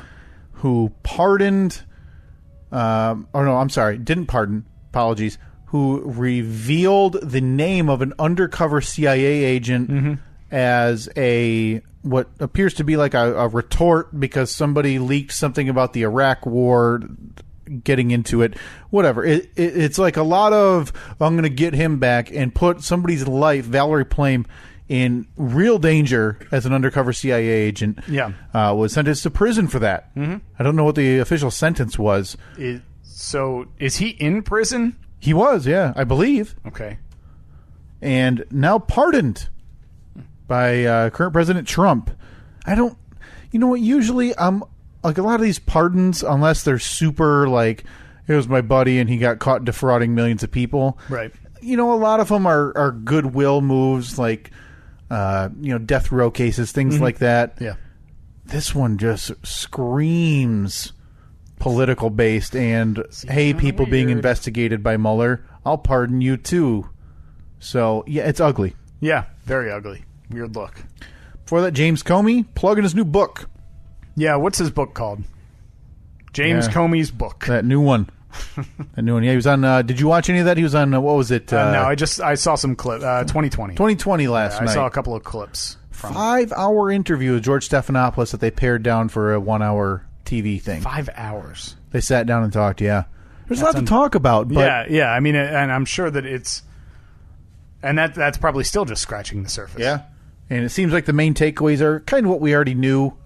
He claims Trump is morally unfit for office, and he is pretty much asserting that he was fired for investigating the Russia thing, possible collusion. So he's all over the news right now again, and Trump's back to tweeting about him. I don't know if he just fades to the background again, or if this is just him being in the forefront with all of his knowledge. How it is. Before that, Art Bell, the former host of Coast to Coast, the paranormal conspiracy theory show that was on. Yeah, was it only AM radio stations? I think so. Because I never heard it, but I'm never flipping past my AMs. Yeah, but it was on in the middle of the night. Yeah. He talked about aliens and UFOs. Would take calls from people who claim they've been abducted and ghost stories, all this stuff. That's the kind of stuff I wish I had listened to it. I'd love because it. I would absolutely love to hear it. Like, I think that it's such a... Conspiracy theories, they entrap me. Sure. I don't believe most of them, but there are. It's fun. Like I've said it a bunch of times. If you want to kill a couple hours, just go onto Google and type in "fake moon landing." Oh yeah, and you'll be stuck. Yeah. And after an hour or so, you'll be like, maybe, right? Maybe. Type in JFK assassination. Do you ever think flat Earth gets as far as to where you're in an hour-long YouTube wormhole going, huh? No. Maybe, because that's the new one that is literally the dumbest conspiracy theory around. Yeah, that's like a science be damned. Yeah. I saw something on the internet. Yeah. Well, I was on top of a mountain. It looked flat to me. If you're a flat earther, I'd love to talk to you. I really want to talk to you. I would love to. Like, that would be something where I would do a week of research. Yeah. So I'm very well educated on it. Well, as well educated as you can be in a week. But I would love to talk to somebody on this podcast, have you on I'd be fascinated. 20 minutes. Yeah. We will talk flat earth, point counterpoint. Won't edit it. No. And I'll be respectful. Here's what I want to do. You be the straight man. You do all the research. I'll be the guy. I'll be the pop-off guy. Try to get the gotcha questions. And that's going to be respectful? Well, I'm not going to insult the guy, but I'm going to be, hey, that's what about the, satellites? Yell in, what I think. The craziest thing about the flat earthers is that they acknowledge that other planets are round. Yeah. But they feel as though we've advanced enough where we've proven that all the other planets are round. But not ours. But we haven't figured out our own yet. Huh. Truly fascinating. So we're just on a disc. We're all floating around on a frisbee. Truly fascinating. Okay. What happens at the edges? Like, does the water just pour off? The rumor is if you go there... That, that's right. Like the Navy is there to turn you back. Yeah, man, because the U.S. runs the edge of all the Earth. The U.S. does? Well, the Navy or whatever. Maybe it's it must be like a conglomeration. Is that a word? A conglomerate of nations. Yeah, conglomeration. Yeah. Conglomeration. So it's it's just one of those handshake deals, a wink and a nod, and you go into the Pacific Ocean. You just make sure nobody goes too close to the edge. Keep them back. We don't want them to tip over. We don't want them to go over the edge because then they will never get their boat back. But yeah, I want to talk to a flat earther. Yeah, if there's anybody out there, if you're a flat earther, or you know someone, tweet at us, send us a Facebook message. If you want to, create a burner account so your identity doesn't have to be revealed, because if I know who you actually are, I will have little respect for you. We'll even disguise your voice. Yeah. Yeah, we have the ability to do that. Mm-hmm. And that's me going every time you talk. Yeah. The Charlie Brown's teacher Or we'll voice. have we'll just time it out well, so that's the episode that TJ's in studio. TJ can just talk to him on his cell phone and then relay. That's a great idea. Great idea. Before that, Alex Jones, InfoWars idiot and local nut job. So that's a good example of how you're going to be very respectful. Very respectful to the flat earthers, but Alex Jones, not so much. Is he a flat earther? He has to be. Hey, you know what? One quick search is going to solve this. It's in his wheelhouse. But Alex Jones was doing his radio show. I don't know. Does he do that every day? I think so. Daily thing? Yeah. He was doing it Friday after the airstrikes on Syria that President Trump launched, and essentially turned heel on President Trump. Yeah. Quotes like, if he had been a piece of crap from the beginning, it wouldn't be so bad, and then he started crying. We've made so many sacrifices, and now he's crapping all over us. It makes me sick. Trump's now a fraud. F Trump is what he said during his radio show. Again, see, now you brought up Alex Jones. I was thinking of the other quote of his that went viral. Oh, I don't know that one. Oh, he had he talked about how when he was 13 years old, all the hot 17-year-olds wanted to date him, so they would invite him out to their mansions with helicopter pads, and then they tried to convert him to Satanism. Oh.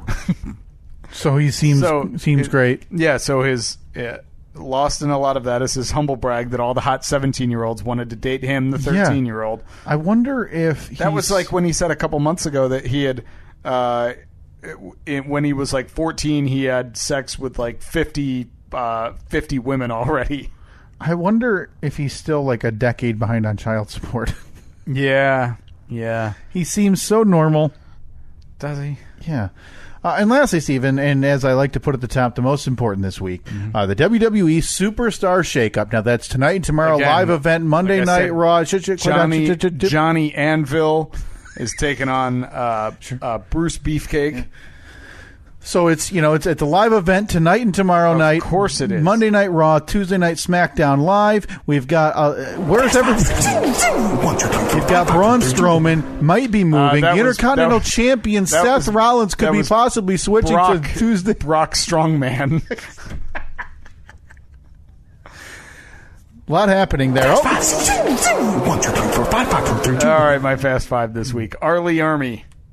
Oh, that's I'm a horror movie fan, and he has an iconic role in Texas Chainsaw Massacre, and that's awful. I didn't even know he was ill. I thought he was still acting. Yeah, most well known, of course, for his role as the drill instructor in Full Metal Jacket. His name? No. It was Staff Sergeant. God, what the hell was it? Just a tremendous role, though. Obviously, the most famous quote, I believe, from that movie was, Texas? Texas, only steers and queers come from Texas.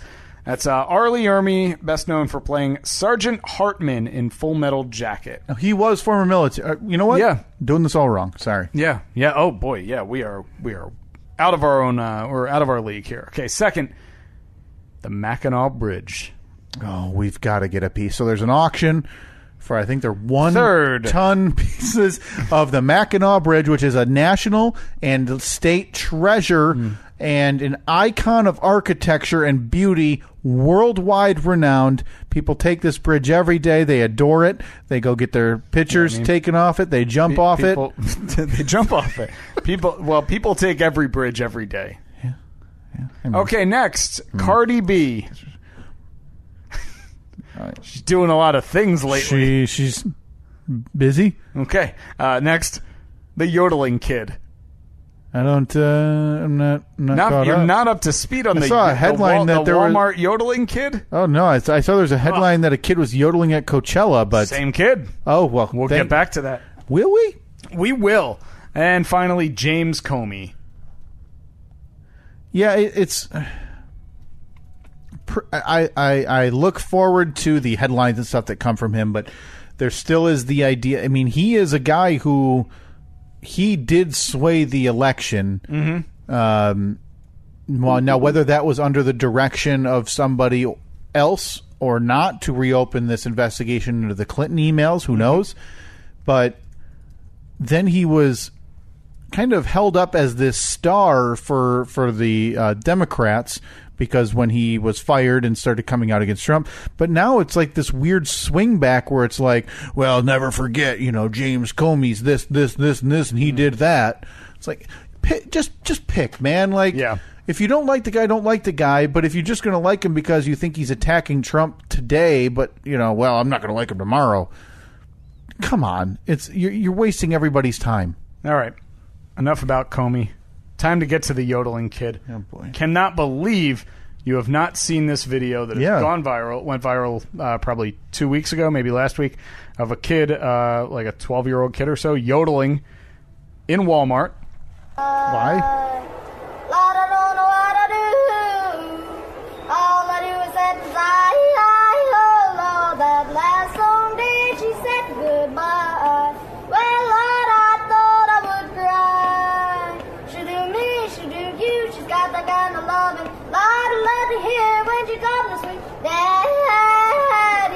such a beautiful Is there a dream. guitar case or anything in front of him, or No. is he just doing it for No, fun? he's just standing in front of the Watch for Falling Prices sign, yodeling. Well, this kid, of course, has captured the internet, and he was on Ellen. He talked about like he's just a little kid. He's a little spazzy kid.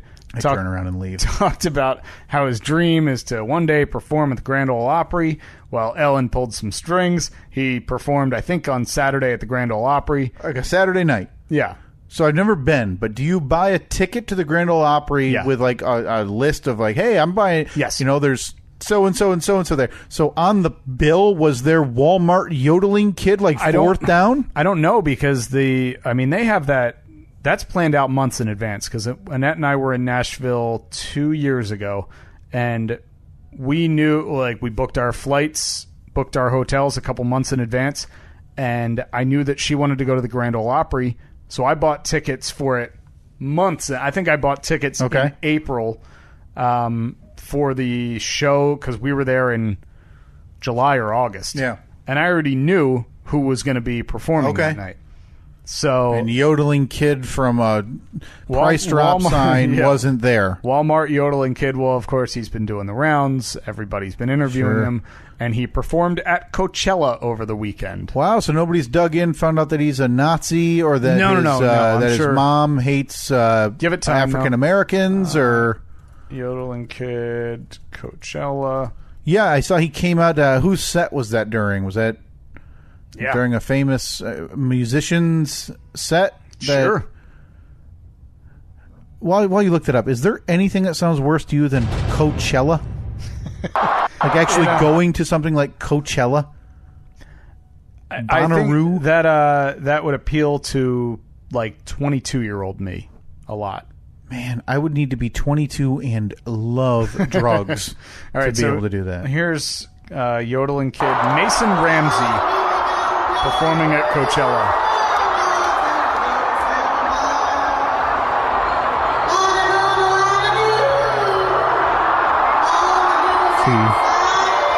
So yeah, He just got the one yodel?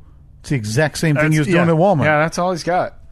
Well, there he is, yodeling kid Mason Ramsey performing at Coachella, performing at the Grand Ole Opry. Please fade away. Before that, we had Cardi B. That's She's pregnant. See Oh. that? Yeah, I revealed it on SNL last week. follow up. Who is that? She is a famous singer. Oh, with the song? Cardi B. song. Pregnant. Can you Let's believe it? see.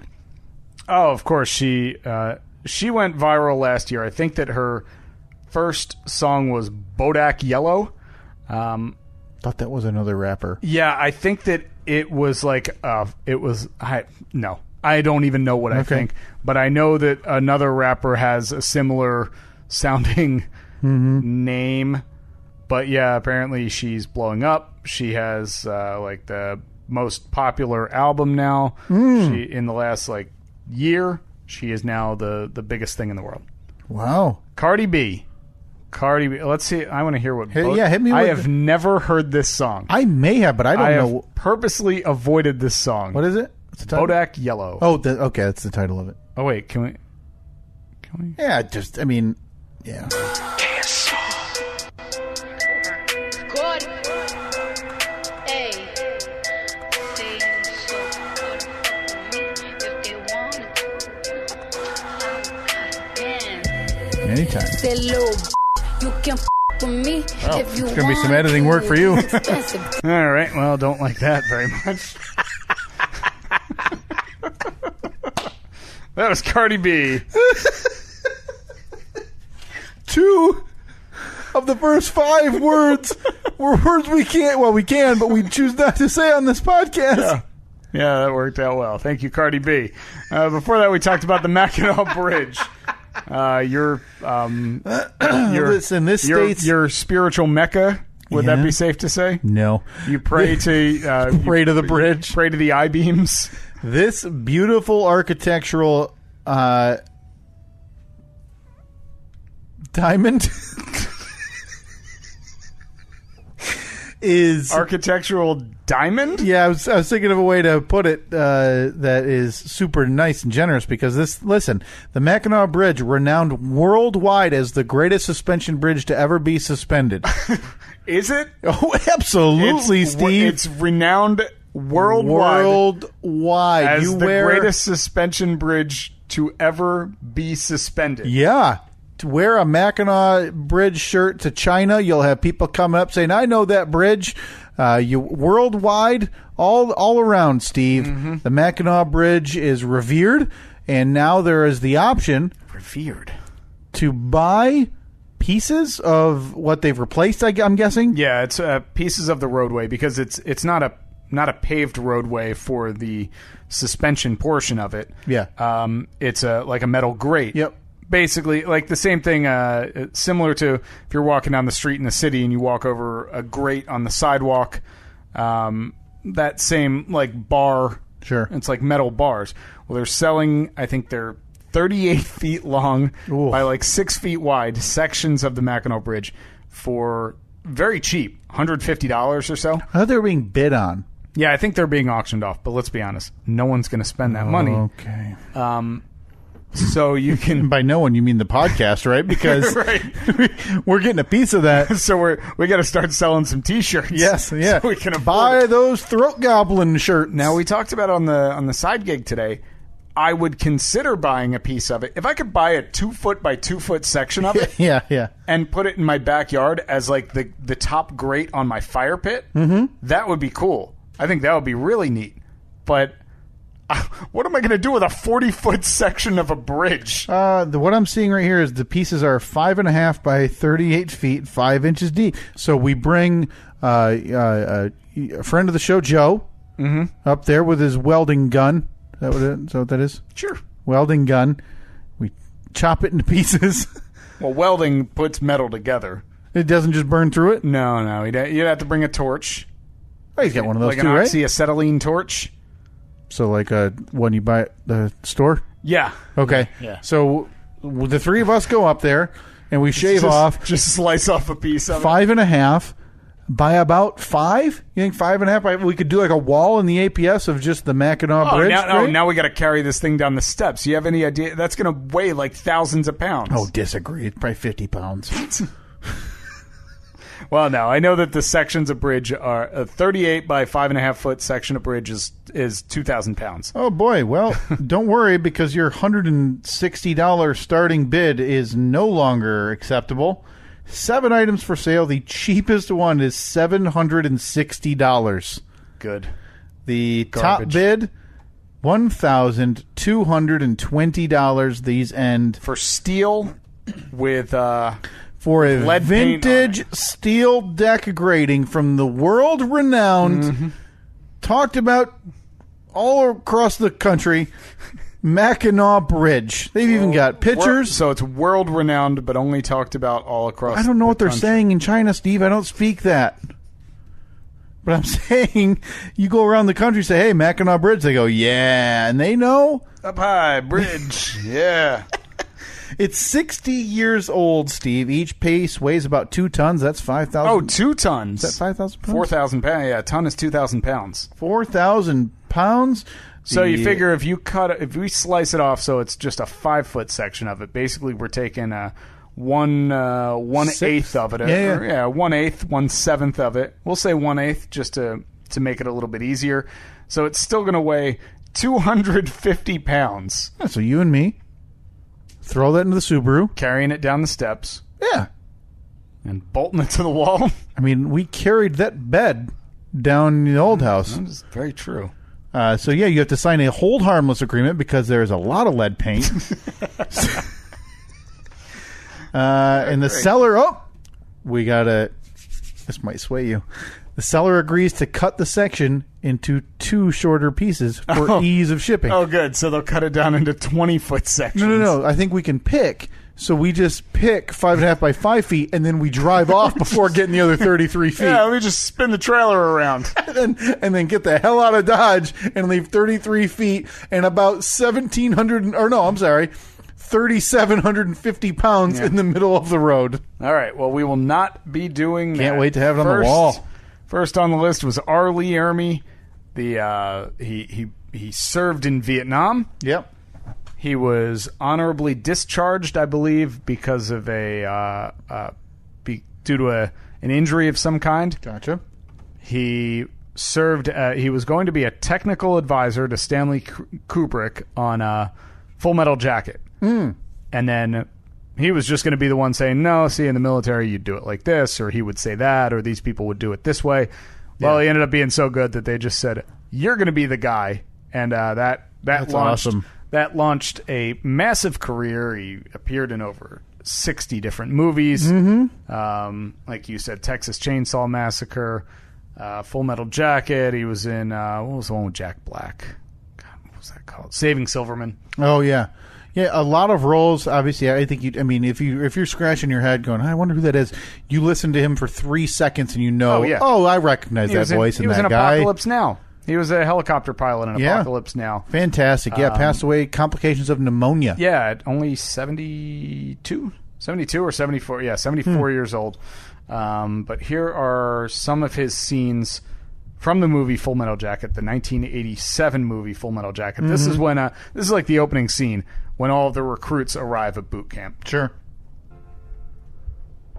I am Gunnery Sergeant Hartman, your senior drill instructor. From now on, you will speak only when spoken to. And the first and last words out of your filthy sewers will be, sir. Do you maggots understand that? Sir, yes, sir. Bullshit, I can't hear you. Sound off like you got a pair. Sir, yes, sir. If you ladies leave my island, if you survive recruit training, you will be a weapon. You will be a minister of death praying for war. But until that day, you are pukes. You are the lowest form of life on earth. You are not even human beings. You are not. R. Lee Ermey dead at 74, unfortunately. Yeah, that's a great actor. Yeah, definitely. Great character actor. And played that part extremely well. Yeah. It feels like he played a version of that same character for the rest of his life. Yeah, he even had a TV show like Gunny's something or other, like Gunny's Guns or something, where he just talked about like ways to blow things up. Made him famous, made him very wealthy. Good for him. Yes, sir. Well, not anymore. He's dead. Yeah, well, rest in peace, R. Lee Ermey. We don't do enough rest in pieces. Rest not in pieces, but rest in peace. Yeah, but then we end up ending the show on a death. And yeah. I mean, if we want to talk rest in pieces, we're talking about James Brown because of his legs. Oh, God. I mean, at least 3 pieces there. You got the body, 1 leg, 2 legs. Yeah, Steve, you really picked up the morale there. Well, that's what I do. What I do.